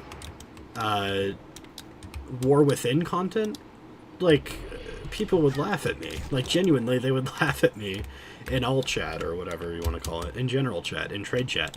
They would laugh at me for doing that, And I would laugh at them. Because nobody wants to go and get a group together to go do War Within content. Not until it becomes transmoggable, and then that's like the only reason to go back and do old stuff in current retail Warcraft, is because you can get gear that you can turn your gear to look like. That's it. I'm not a fan of that game design. I'm a fan of horizontal progression, and I'm a fan of things remaining relevant. I'm a fan of, like, I will consider Classic Plus a success if there are people actively looking for Molten Core groups, not just to catch up on gear, but because they need it for their mains, or, main alts, like heavily geared alts, whatever, but so that they need it for their max level characters, even though we are in future raid tiers. I will be happy with Classic Plus if Molten Core is no longer a raid tier compared to Blackwing Lair, compared to Naxxramas, but that they are all collectively adjacent to each other. This is the old school RuneScape method of balancing, where you have a bow made however long Twisted Bow was made ago, that is still relevant because it's the only thing in the game that does what it does. And that's a game without classes. So imagine now you have a bow that's the only thing in the game that does what it does for hunters. So if you ever want a hunter, you have to run that hunter through that thing. Now you need incentive for other classes, so make a two-handed sword That's the only thing that does what it does in the entire game. I think that's the best way to go about it, if I were a game designer. But I'm not. That is my Classic Plus run. And that's not to say that I wouldn't be happy with Classic Plus if those things don't happen. If I had a bare minimum of what's to happen for Classic Plus, it's nothing past level 60, nothing past the old world zones, and if they do go past the old world zones, it has to be classicified. Sort of like the concept that people are passing around in League Classic of like, oh, I just one-shot that Warlock. Nice. Sort of that concept that's in League Classic that people, or that's not in League Classic, but that people kind of want in League Classic of doing D-works. Like taking a modern champion, then reimagining them for older League.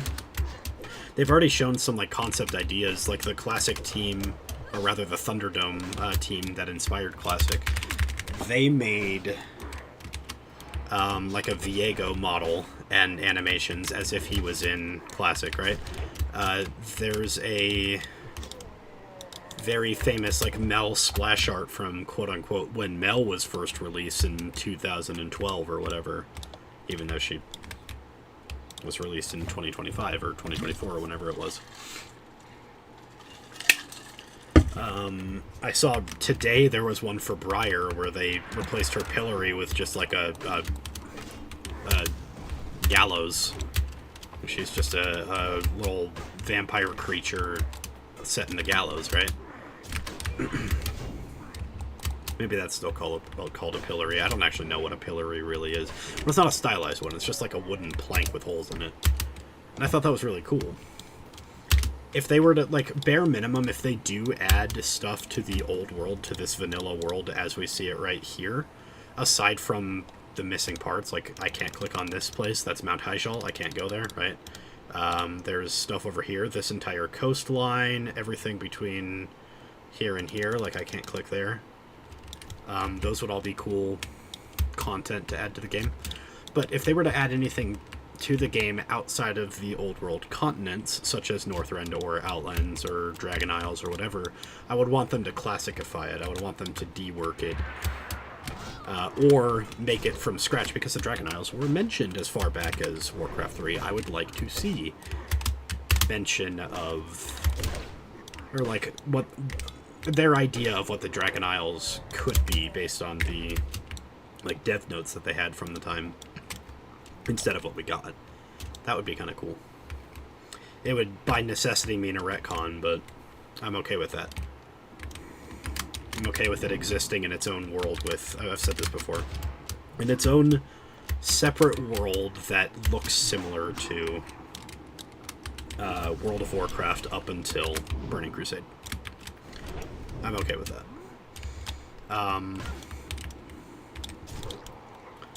I think bare minimum, like, I could even enjoy a version of the game where, example, paladins join the horde and shamans on the alliance. I could enjoy a version of Classic that has that. Would I like to? No. I think paladins need to stay on the alliance for it to be Classic. I think shamans need to stay on the horde. Same thing with, like, blood elves, high elves, goblins, like, those kinds of races. I would prefer to keep the original 8, but, like, I could see a version where, you know, I'm raiding with a goblin. It fits the idea of Classic. I could see a version of Warcraft Classic that has, like I said, raid tiers, where the raids try desperately to replace the former tier. Sure, I could see that. I wouldn't like it as much, but whatever. But, like, the bare minimums would be nothing past 60, nothing outside of the old world unless they dework it. No forced dailies, weeklies, lockouts, or whatever. Like, I shouldn't feel like I have to do that kind of stuff, unless it's for something massive that requires you to sort of dedicate yourself to the game more than I ever have, such as Scarab Lord,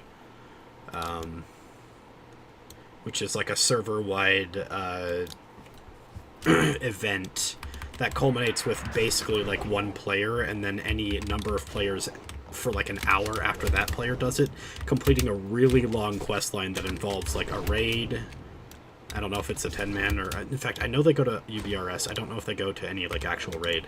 But it involves like a lot of investment, a lot of gold, materials that cost a lot of money in-game. I would like to see more of those, but I wouldn't like to see things outside of those that specifically require me to get things done within a certain time frame. I wanted to... Like, I think at minimum it needs to be level 60, old world as much as possible, or D-Works. And last but not least, it has to be like a forever home kind of game. It has to be the kind of game that, like,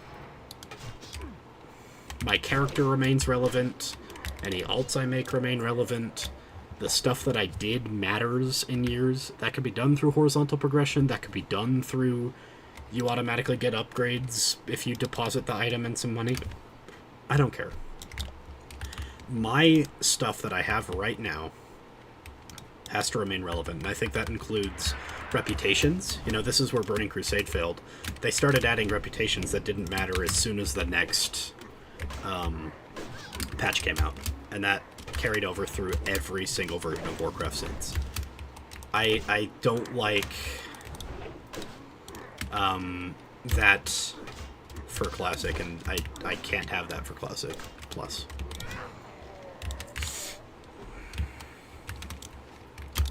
If they were to do Classic Plus, but they make it a version of the game where if I stop playing for a month and not a month. If they make a version of the game where I stop playing for multiple months or even a year and I come back and I am too far behind and I just have to go do the optimal re-gearing thing and that's it, then I think it's failed.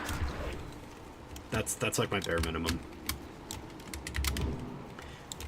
I mean, think about it like this. Every other version of Warcraft is an endgame raid log simulator that you replace all your gear, the next patch comes around. Every other version. Right now we're in Burning Crusade, that's how it is there. We're in Mists of Pandaria, that's how it is there. We're in Midnight, that's how it is there. There's no version of Warcraft for the people that like leveling. Aside from hardcore, which is vanilla. There's no version of Warcraft for people that like... I mean... There's all that, and then there's also PvP. So there's, you know, PvP is probably always going to be better in the other versions. It's very, by nature, unbalanced in vanilla.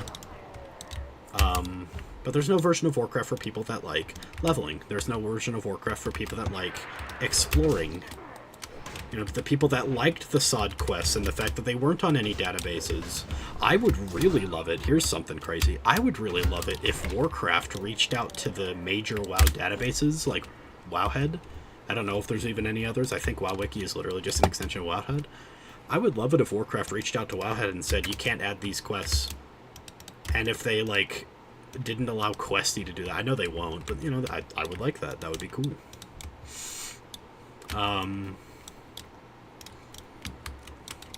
There's no version of Warcraft for people that, like, you know, storylines that aren't you're the main character and you should feel special for being the main character. Like, every storyline in every version of Warcraft right now, except maybe Burning Crusade, is like that. That's something that kind of started in late Wrath of the Lich King and definitely in Cataclysm, where you're now the main character of the story. I don't think that's... You know, I don't like that. I don't like being the main character of World of Warcraft. I like being one person out in the world making a name for myself. It's like, remember early Rising of the Shield Hero? Remember when Rising of the Shield Hero was good? Yeah, so... Rising of the Shield Hero, I really liked the setup of, because he's the isekai protagonist, but he's not overpowered and given everything. He's given nothing, and he has to make do by basically just, like, mob grinding out in the wilds on whatever he can with literally no starter gear. Like, I liked that setup. It was a good setup. The show, for me, ends when he gets his comeuppance against the princess. As soon as that happens, I hate the show. Nothing after that matter. They are teasing, like, some sort of, oh, there's multiple worlds, I guess, multiple worlds going through the same problem. I don't care about that. Shield Hero was good when all it was is setting up the hero to succeed in spite of being a nobody with nothing, which is a rare thing for isekai. So I was kind of excited for that. And then we didn't get that. We didn't keep getting that. I even liked the idea that, like, he starts with nothing, but then he finds out that the shield has demon form or whatever the hell it was. Like, okay. So not only does he start with nothing and everybody thinks he's the bad guy because he was framed for something, but now he's also got a shield that gives him a lot of power, but also makes him look like even more of a bad guy. So I was excited about that much, and then not a second later. After he got his comeuppance, after the lady, the princess, loses, essentially, it's like there's nothing really else for me to watch about this show. It's just a harem isekai now. I'm not really a fan of that. Which is funny that I say, because one of my favorite shows is Mushoku, and the harem is the main plot. Kind of. That's really putting it,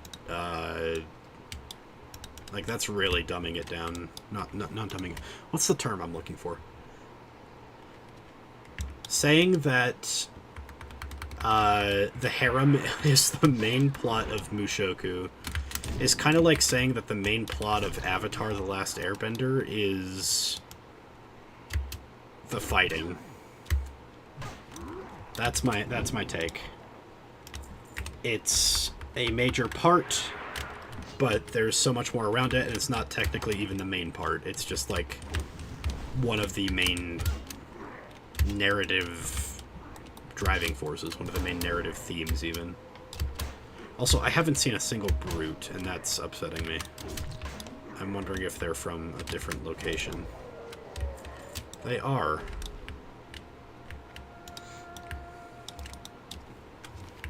Yeah, so these shamans all share spawns with warlocks and battle masters and maulers. By the way, battle master, mauler, and brute are all mobs in this region, which just pisses me off.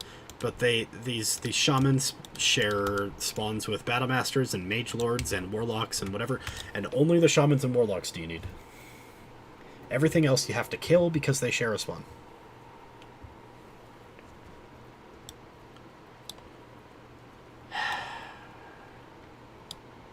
I gotta go kill some brutes.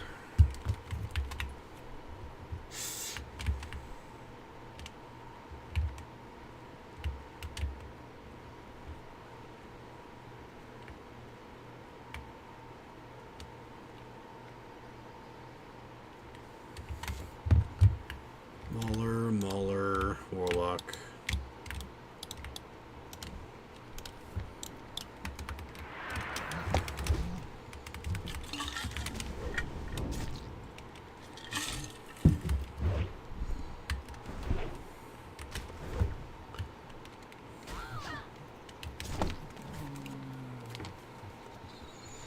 Just checking to see if my headphones have charged. I think they are completely charged, but we'll wait a little longer.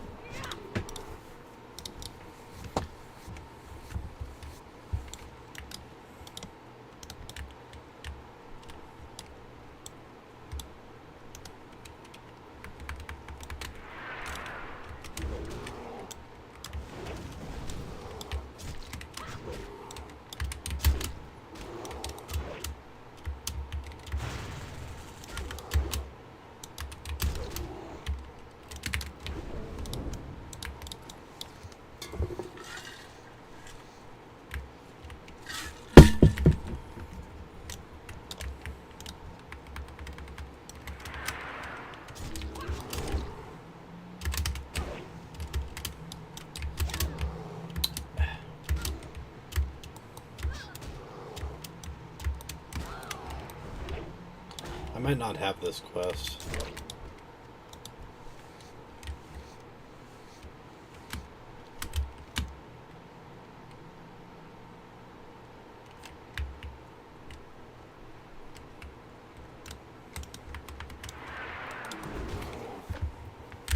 Let's just find out.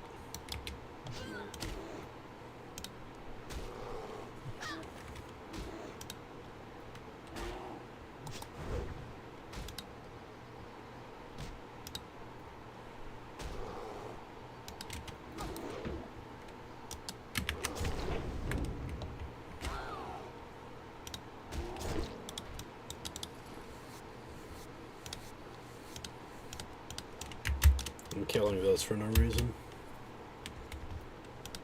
There's a brute. There's a brute.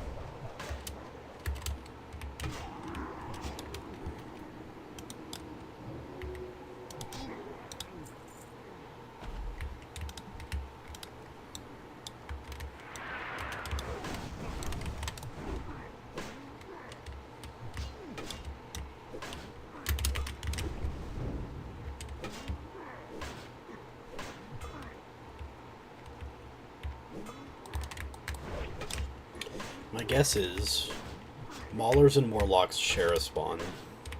Shamans and Mage Lords share a spawn. Battle Masters and... Battle Masters don't share a spawn.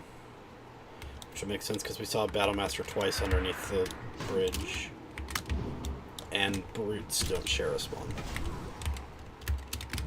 That's my working theory.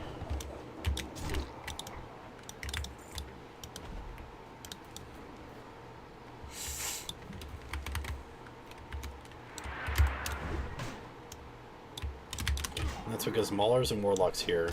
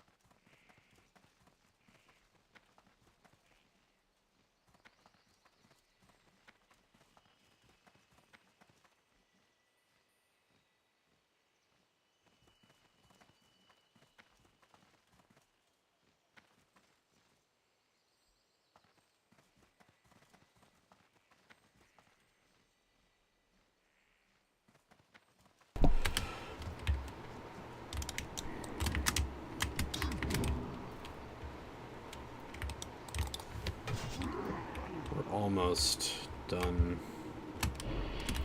with this quest.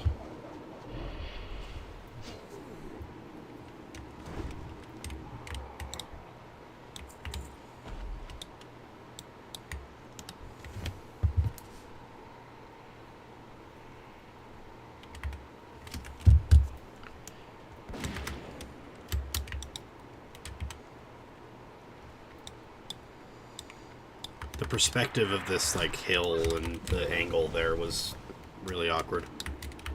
I couldn't tell if this warlock was going to pull, just by nature of where he was and what he was doing.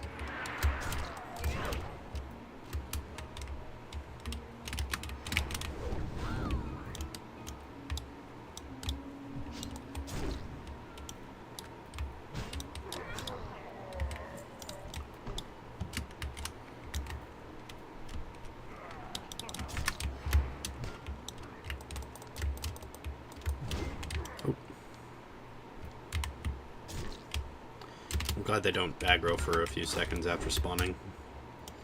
I don't exactly know why, if that's like a hard baked-in mechanic, or if they just like don't exist for a short amount of time, even though they can be interacted with. I don't have these quests.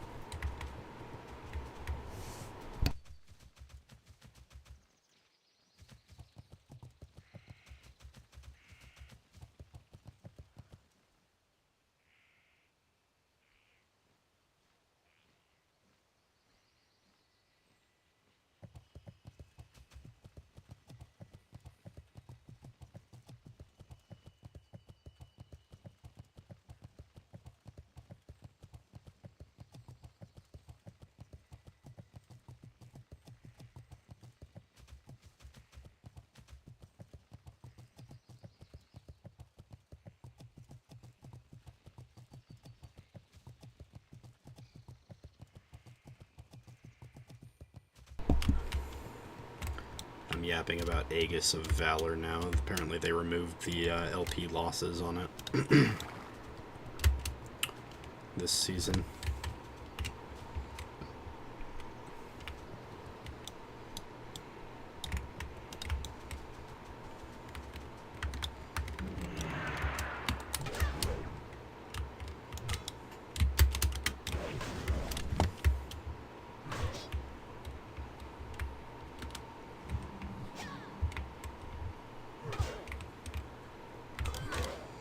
I'm still only dealing with bots in my chat. I'm sitting here yapping about Classic Plus and other expansions, but like, let's all be quite frank here.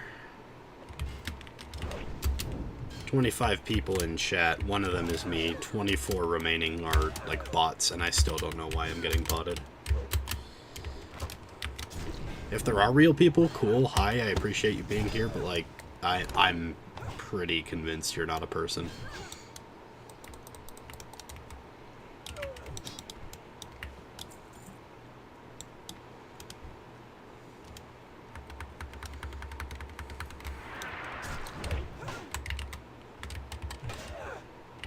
You know what? I almost died on my hunter at this quest because I tried too hard to protect too many of these little dudes.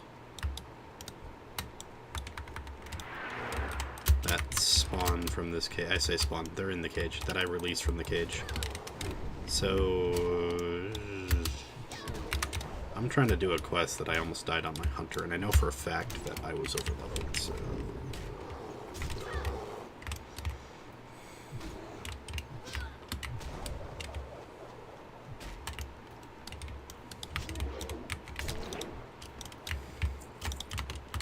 Sorry.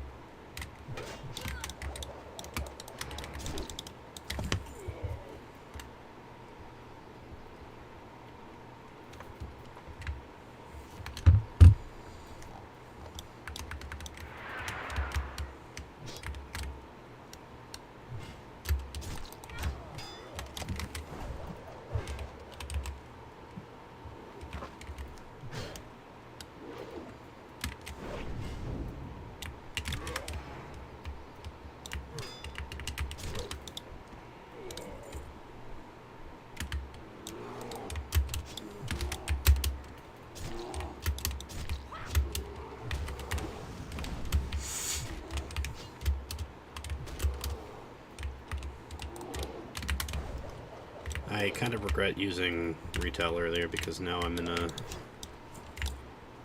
scenario where it might be useful.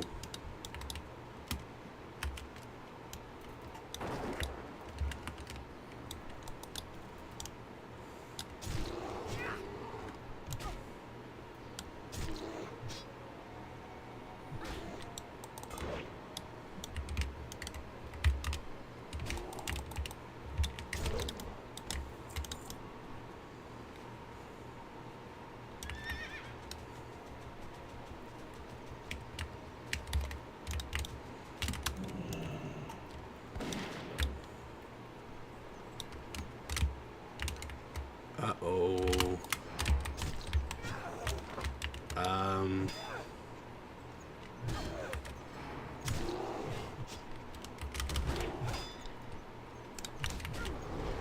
We just run.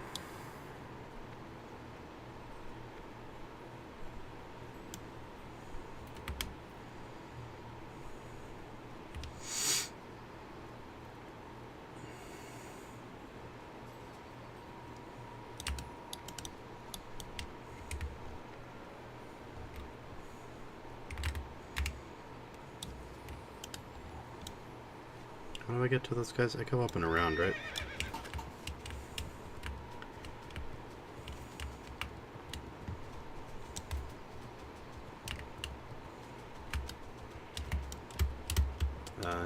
not that far, I guess.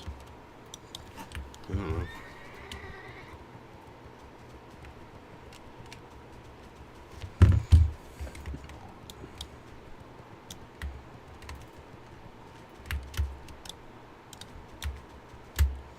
Way to You by Oro Crony is a good song. You should stream it right now.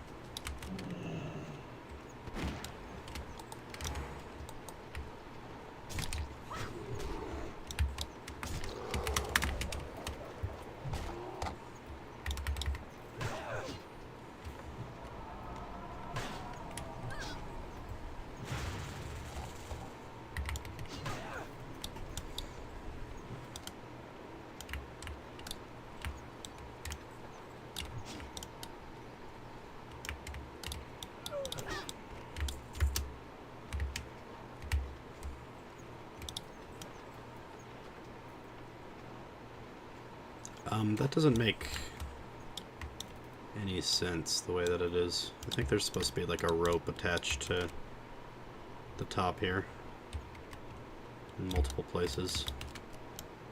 To, like, tie it to the trees around, you know? That would make sense.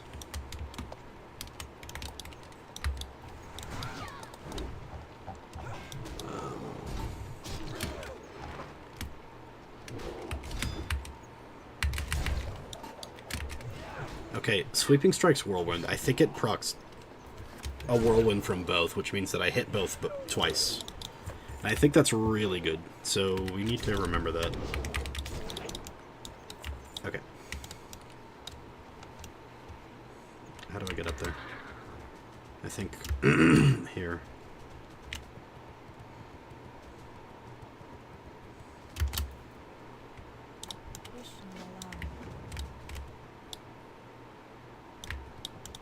Lead the way. I'm leading the way, lady. Come on. A little too far. Come on, this way.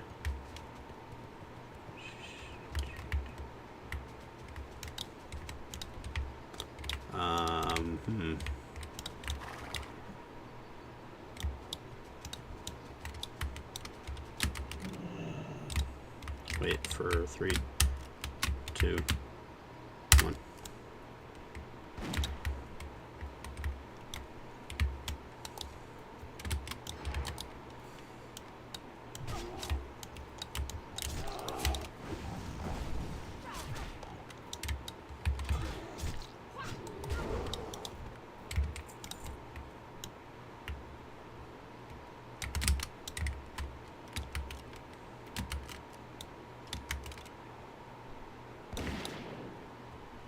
Come here, nerd.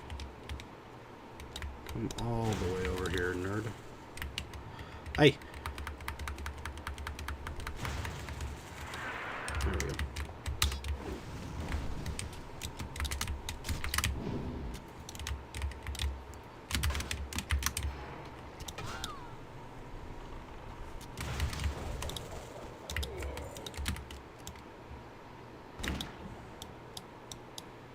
Pulling this one back. Come here, man.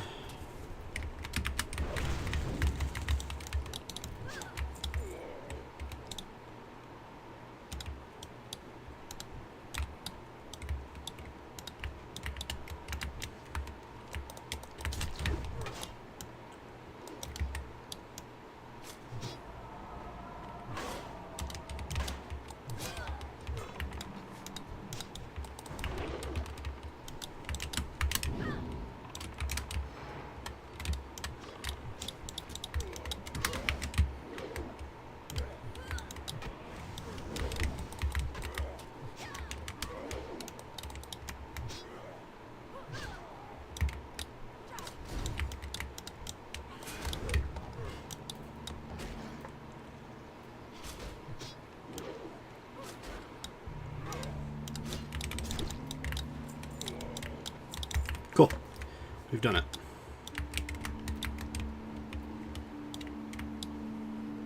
Somehow. Don't exactly know how, but we did.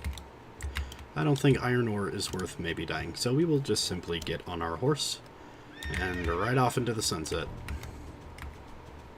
This way. All the way around.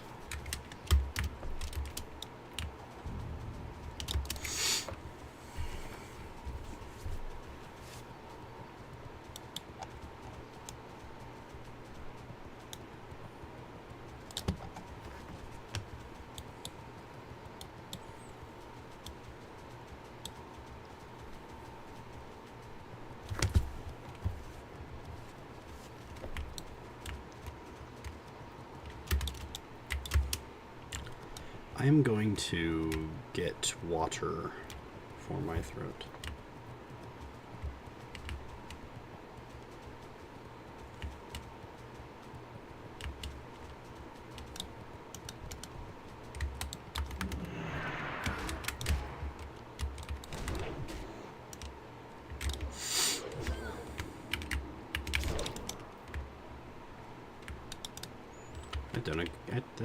I don't get XP from that.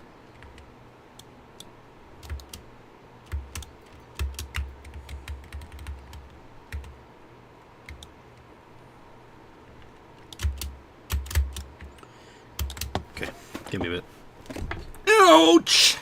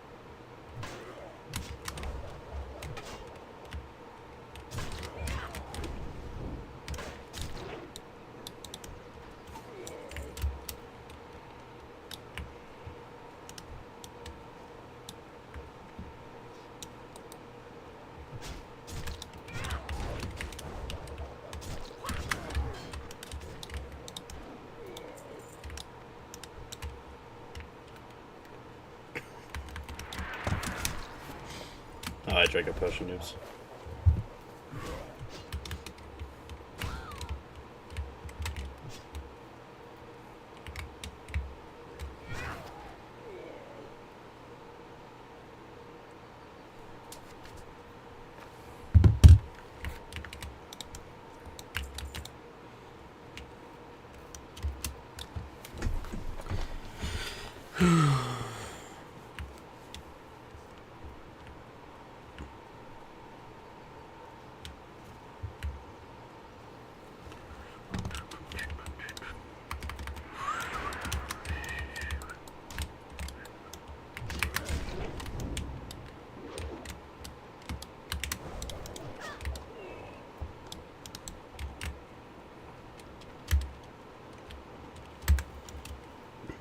Surprising amount of people doing this quest today.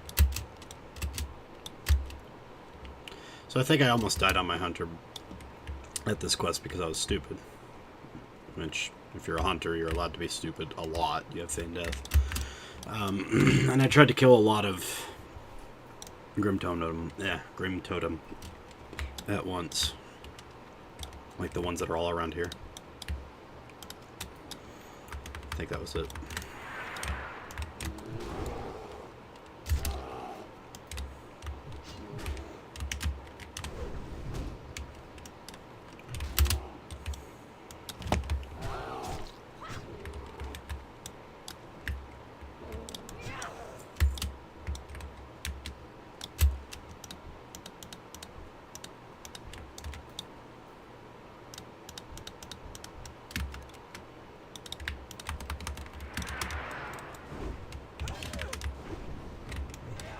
Two of them.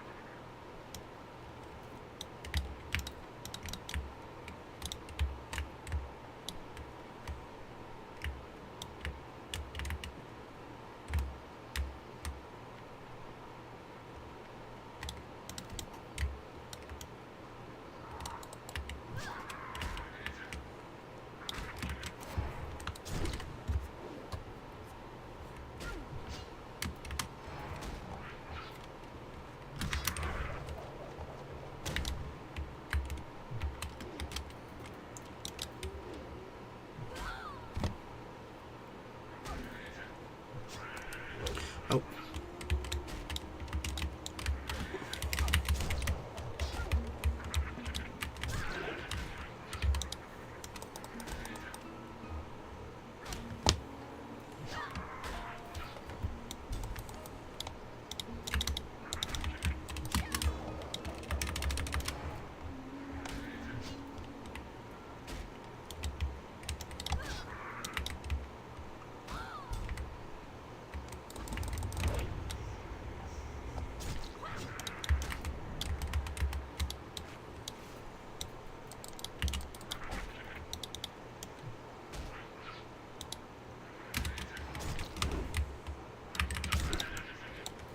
Okay.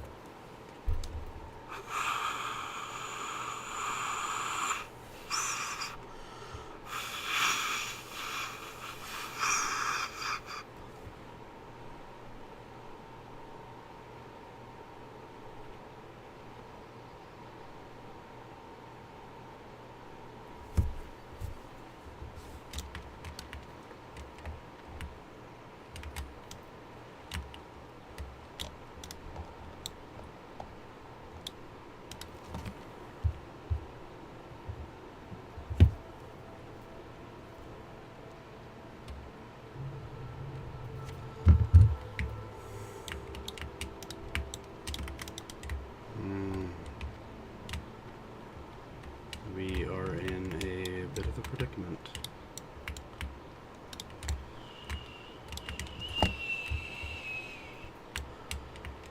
I hate silithets, dude. I think they're the ugliest thing in vanilla. Okay, I run if this social pulled. It didn't. Now I just need to keep an eye down that hallway and out there when we do everything that we do. I don't need to kite. Holy fuck, this is scary.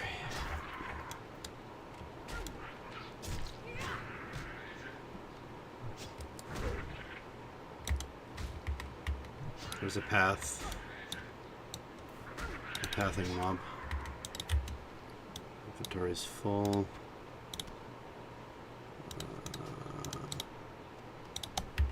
Okay.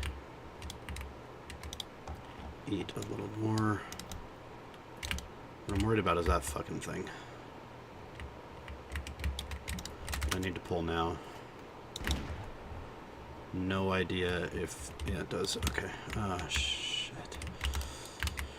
We run.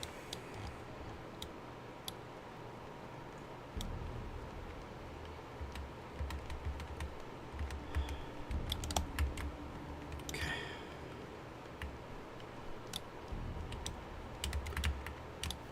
This thing needs to die. So we're gonna kill it real quick. It needs to die because I need a path out that's guaranteed, because that was only safe because it went all the way up here. You know?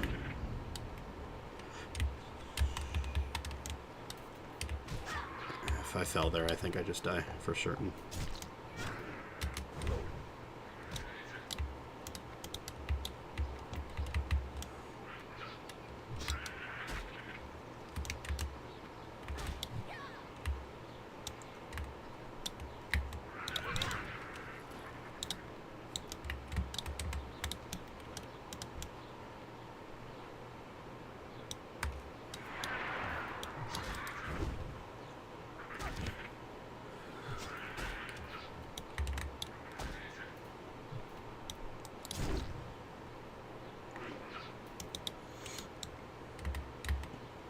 Wait. There might be an angle here. Just let me kill this thing first. Die, please. I'm in a really dangerous spot. Just... If I have a human being watching, just know that, please. Things are dangerous.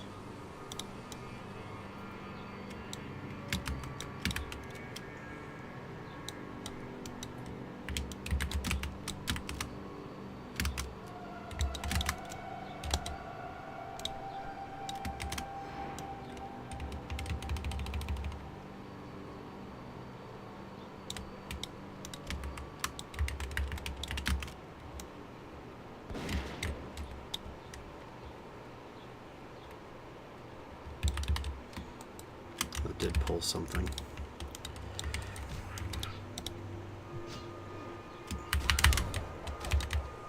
Oh, pull it out, please.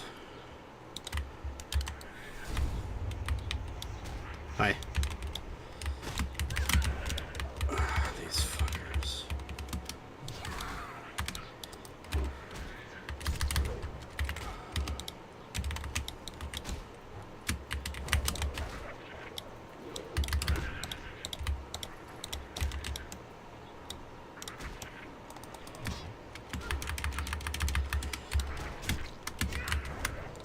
Please just die. Holy shit. Holy shit. Okay.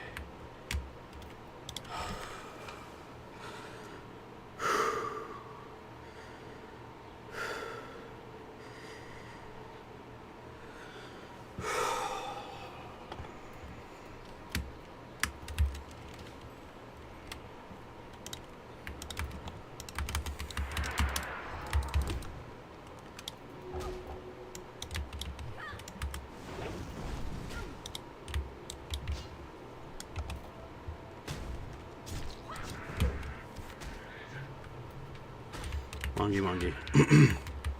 I hate these bugs, man. Because they're not even really bugs. You hover over them and you look at the bottom right, it doesn't say beast or anything, they're just a thing. They're a eldritch abomination, closer to Cthulhu than anything real in the real world.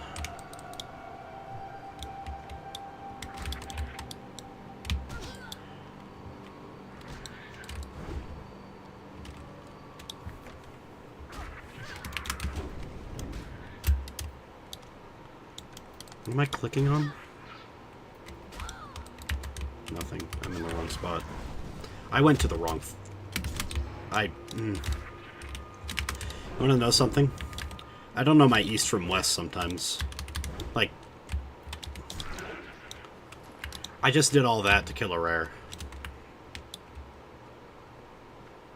Not a quest mob, not... I just did all that to kill a rare.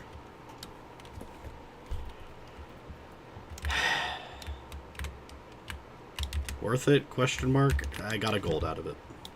Yay. I don't know my east from west, and the thing said southwest, and I just didn't like think about the fact that it literally says on my map where I need to go right here.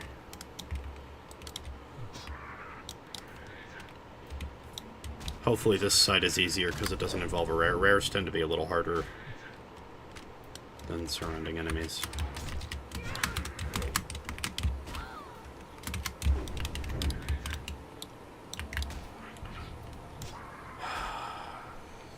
That was rough, man.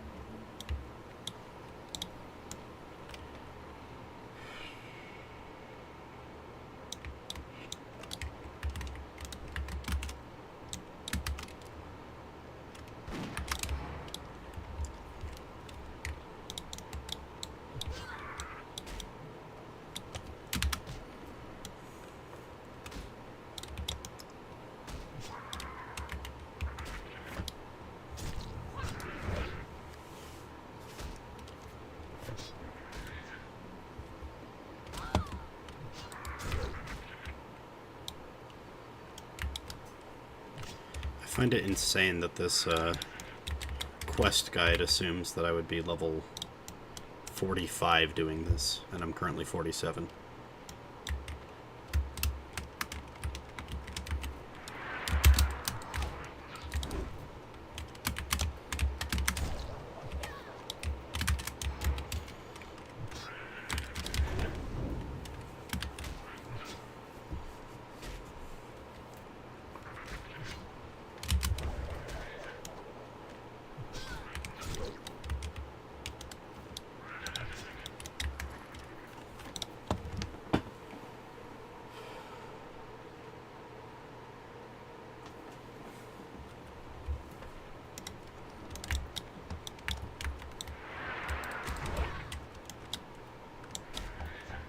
Ooh, true silver. good for me.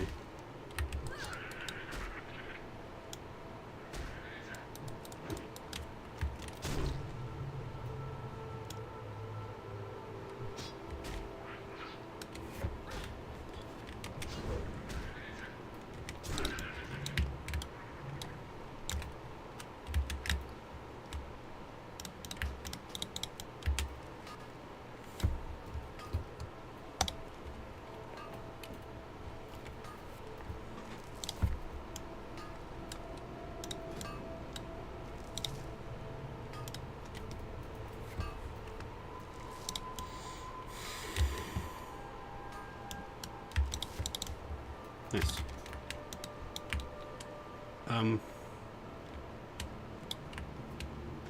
So it meant this one. Thorium isn't worth going in there for.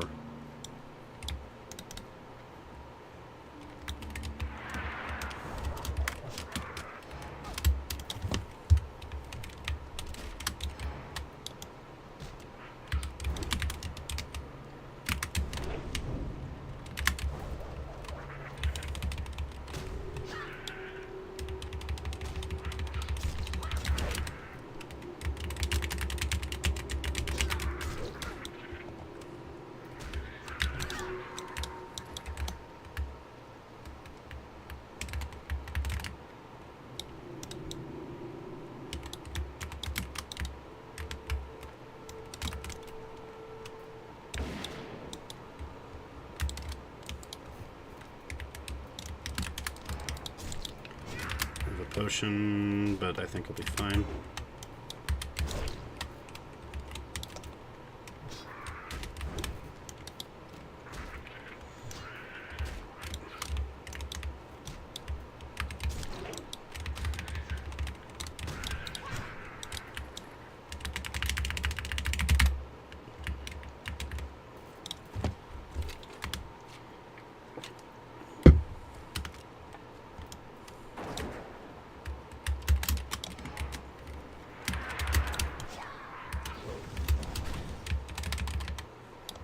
Oh, so are you saying Wangi Wangi to me or to my character? That's the real question.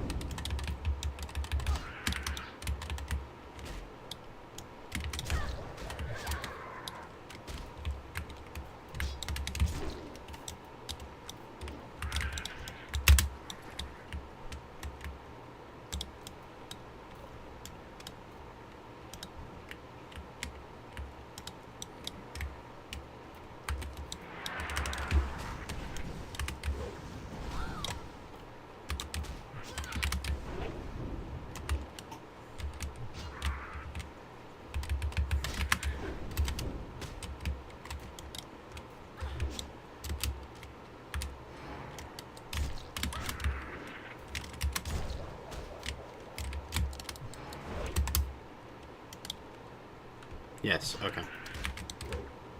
Because my character's been fighting bugs.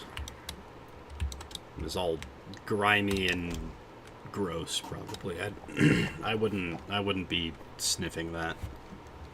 I have been sitting in my room all day, and it's hot, so I think I'm pretty gross.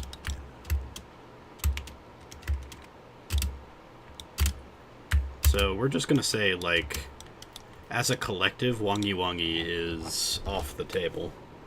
Unless you are gross and disgusting and disturbing and gross.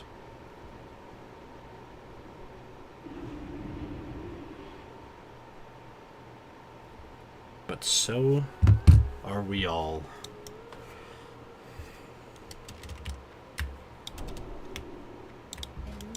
Also, yes, I know, it's just a joke. I should talk to this guy, because he sells food, and I need more food. So let's just fill up, man. Let's just fill up on food. What are we thinking? Cabbage kimchi today? Or homemade cherry pie? Let's do cabbage kimchi. I know someone who would be thrilled to know I was buying this. Unfortunately for them, I cannot share because they do not play World of Warcraft. And also they hate me. They hate me. They hate me. They hate me. They hate me. They hate me. They hate me. They hate me. They hate me. They hate me. They hate me. They hate me. They hate me. They hate me. I think they're not here.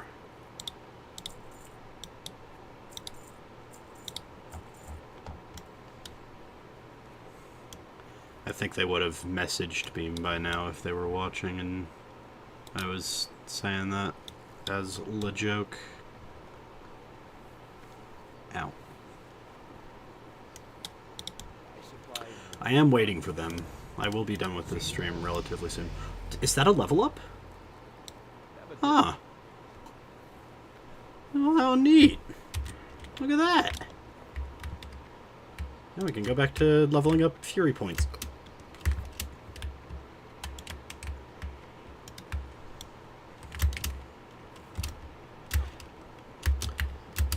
How long was that?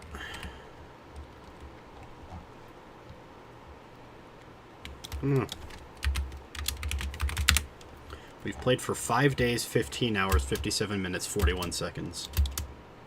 32 seconds of which have been at level 48. I guess the stupid quest guide wants me to do it upstairs first for no reason.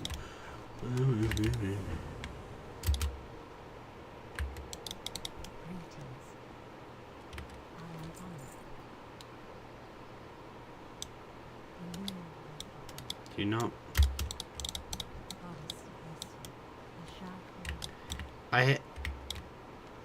I'm not going to Teldrassil yet. I'm gonna go to Tanaris. And then we'll go to Teldrassil.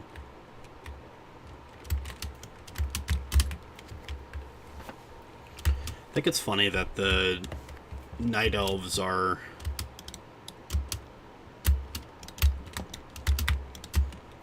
Korean architecture and aesthetic with Native American inspired religion and beliefs.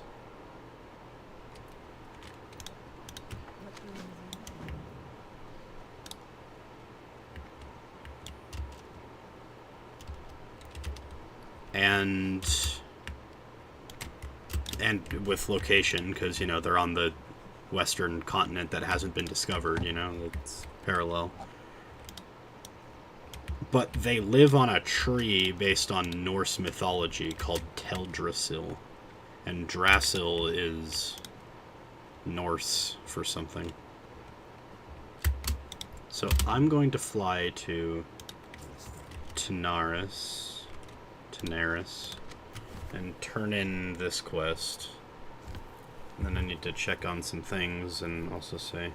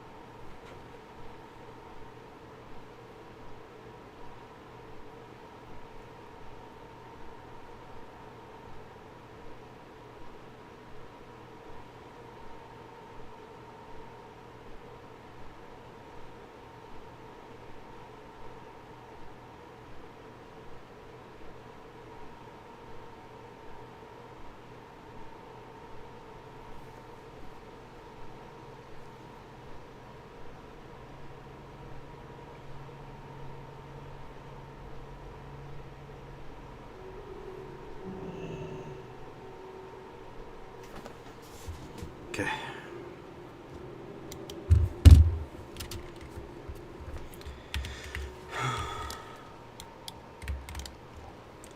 We're gonna turn this quest in. Where's the other one?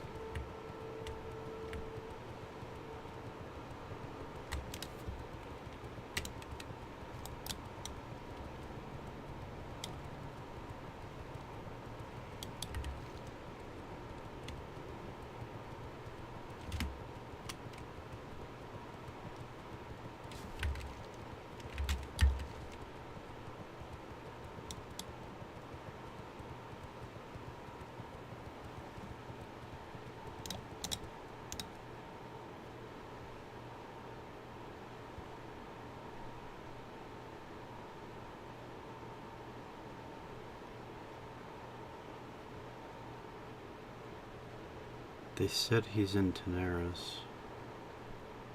Tanaris, whatever. Huh?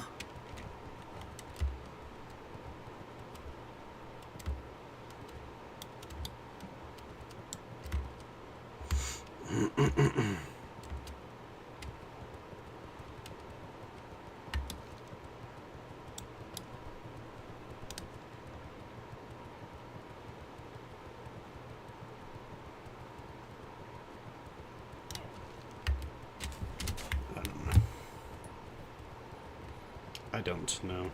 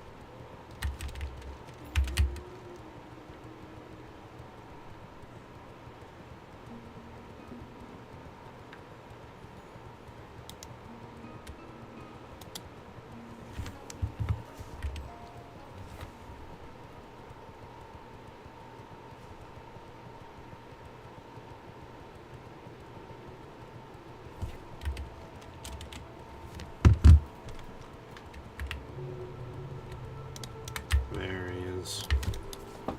Had to Google it.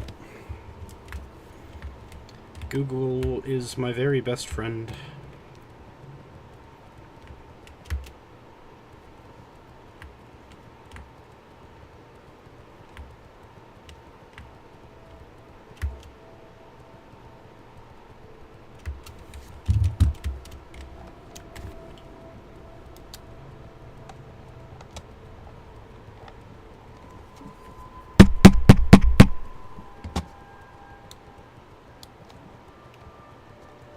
Look at that, I only need to go 16,000 yards in that direction. And, this world is, obviously a lot smaller than a real world. I mean, this entire city right there has, like, 5 houses, but, in the quote-unquote real Azeroth, if this was a real world, the world is presented in the books and whatever else, I'm pretty sure like 1 yard is a kilometer, more or less. And I know it's yard kilometer, but you know, 16,000 kilometers sounds correct for north to south, roughly. Let's say like 20,000 kilometers from top to bottom. I could believe that, right? What's a 20,000 kilometer distance? What does 20,000 kilometers look like?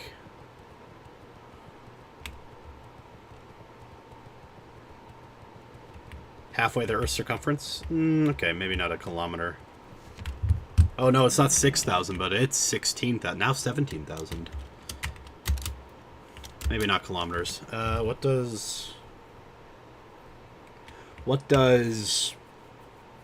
20,000 miles look like?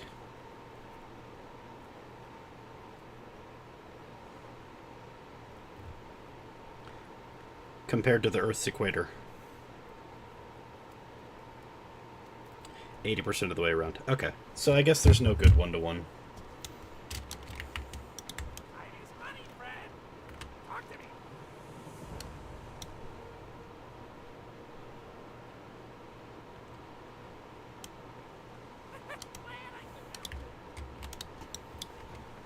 Yeah, but this isn't...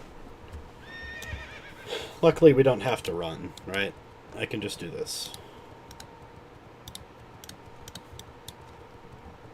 Yeah, you see that number at the top? I'm making it easier, because this is where I actually have to go. But, side note, there's no way that I can go there on foot anyway, because it's on a tree that's on an island that's way out in the ocean. And by on a tree, I mean on a tree. It's on a massive tree. Way out there.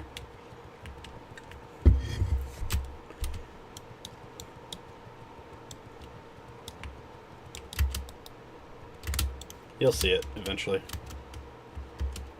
Let me fly there and you'll see. But when I mean eventually, I mean in like 10 minutes. You'll see in about 10 minutes.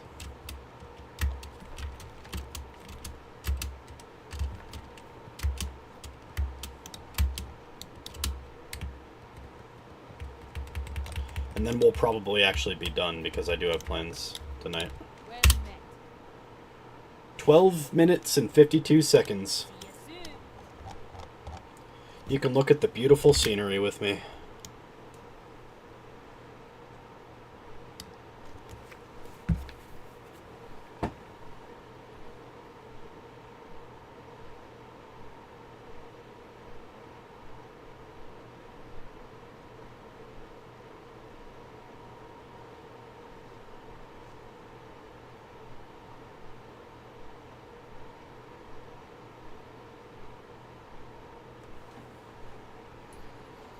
I think I prefer methods of transportation like this. I think that it makes the world feel massive.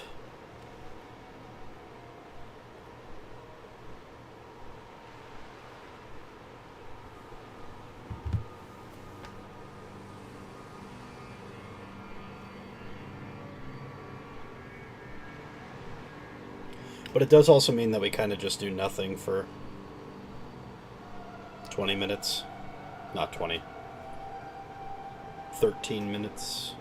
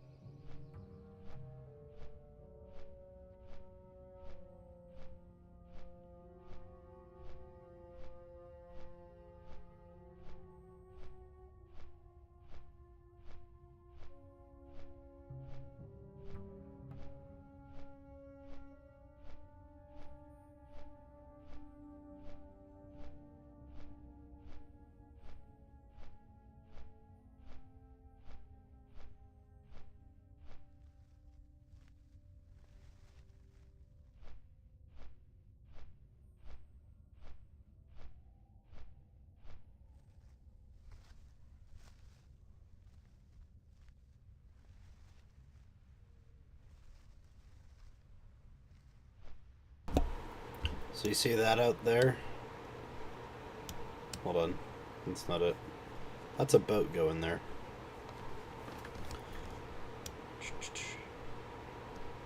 We're getting close, though.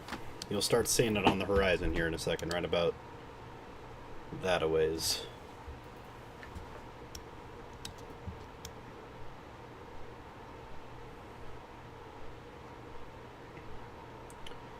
You fly through here. And then... well, you can see it from the corner of the screen if I turn it this way because of the way that the rendering works. Or that way.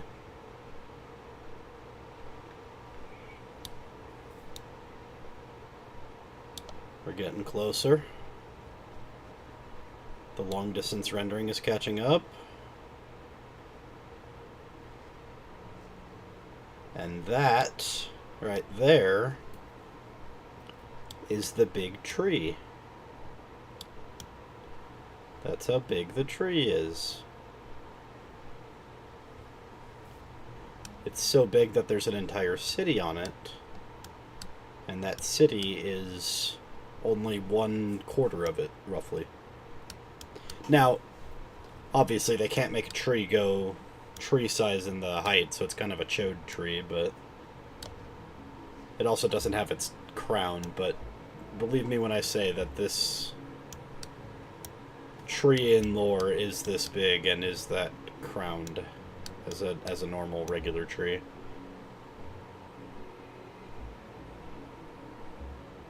But here we are at the base of it.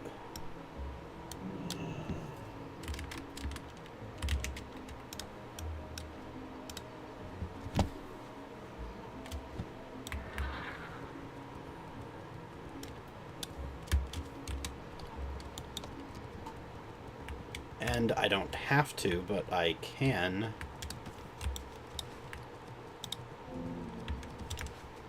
take the portal on to go on top of it, so we'll do that in a second. My bad. Oh yeah, it's a massive tree. This is one of the starting zones too. This is like a level like 1 to 10 zone. This is supposed to be for new players. That's how weird it is. And yet I still consider this freaking game low fantasy. Because even though there's a massive tree, it's not like the magic of the... excuse me. It's not like the magic is like really common, even to these night elves. Oh, I am going through the portal. Okay. Here we go. So I'm going to take this portal and go right to the top of the tree. That's not a portal, that's just a gazebo.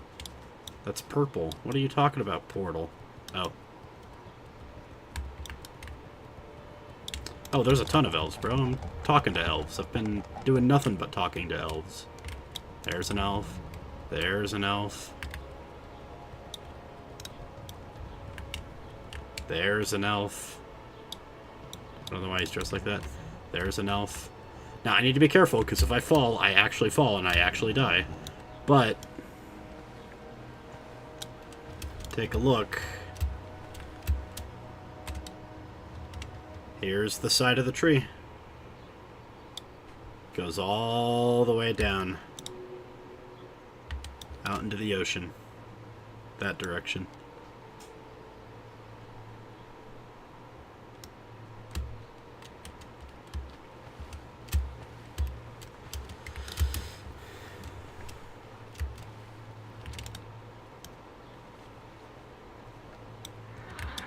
Yeah, the night elves are cool.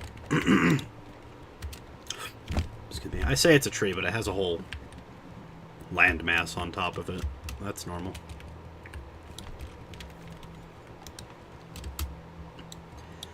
I suppose if you had a gigantic tree, you could probably put enough dirt on top of it to make, you know, to make a landmass. I will add, this tree is new. It came into existence in the last like 2 or 3 years since right now for where I am in the history of the game. That's pretty high magic, I guess. That's pretty magical.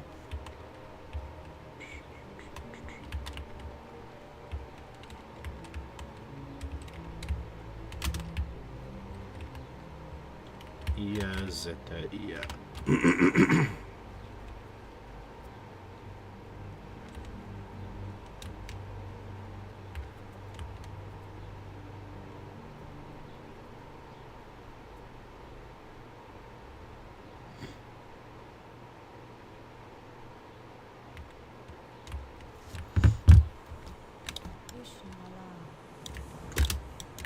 I'm not reading all the quests. If I ever do start from scratch, I will read the quests. I think. Sorry, who am I talking to? Oh, she's upstairs. Fuck. I jumped down for no reason. Of the Peak map?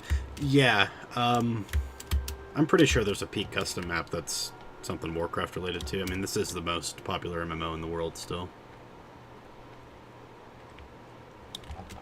But this is... this is the last, some would say, of the successful classic MMOs. Not like classic as in old school RuneScape or Warcraft classic. I mean classic MMOs like... those MMORPGs that are like... grindy games. I mean, look at my played time. This is how many hours I have played just this character. Just Cecilia from the Honor Corps Guild. 5 days, so 5 times 24, so that's 25, 25, 50, 700, 125 minus 5 is 120, plus 16, that's 136, plus 30 minutes, 136 hours, 30 minutes, and 5 seconds. I've played only this character. If we count up all of the warriors I've played... Wrong one.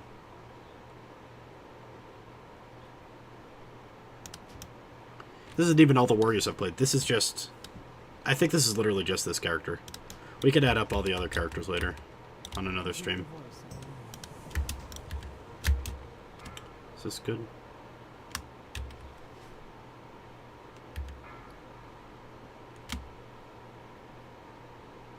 No.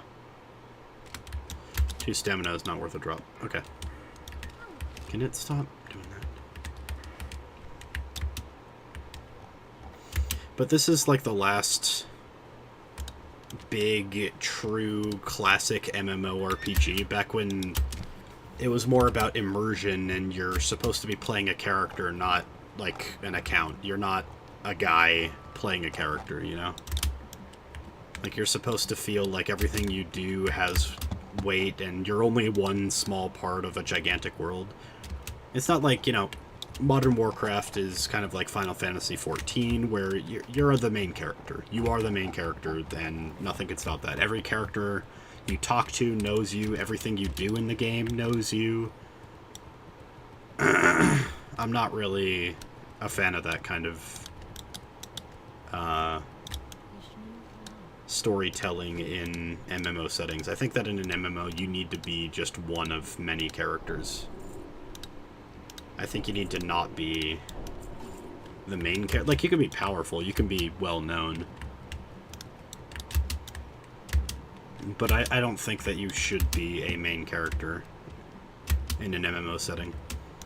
And so, you know, it's exemplified by the gameplay loop is not, they're giving you dailies, they're giving you, you know, reputation to grind and currencies to grind and cosmetics to buy. Like, there's no cosmetic thing. Like, I can't change the appearance. Like, if I don't like the chest piece that I'm wearing, I can't change the appearance of that without replacing the chest piece by removing it and putting on something else, right?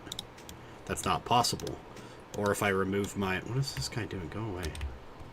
Or if I remove my axe, like, I can't make my axe look like anything else. So this is not a cosmetic game. This is not a... I mean, there are still cosmetics. I still have my little dude. But, like, this game isn't supposed to be a grind because the game wants to keep you playing. It's a grind because the game itself is grindy. Hundreds of hours on just this character, and I'm not even max level. I'm 12 levels away from max level. And I'm probably only about halfway done, because the experience ramps up. So, what I'm going to do, I'm done for the day. I'm going to fly back to where I'm going, and I'm going to have the outro screen replaced with...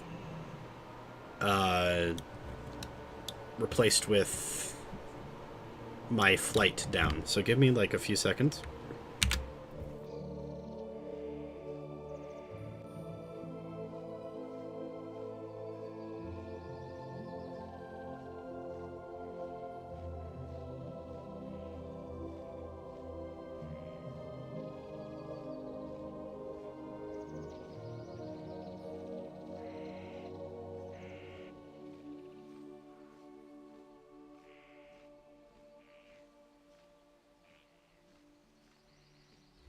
Okay, we should be good.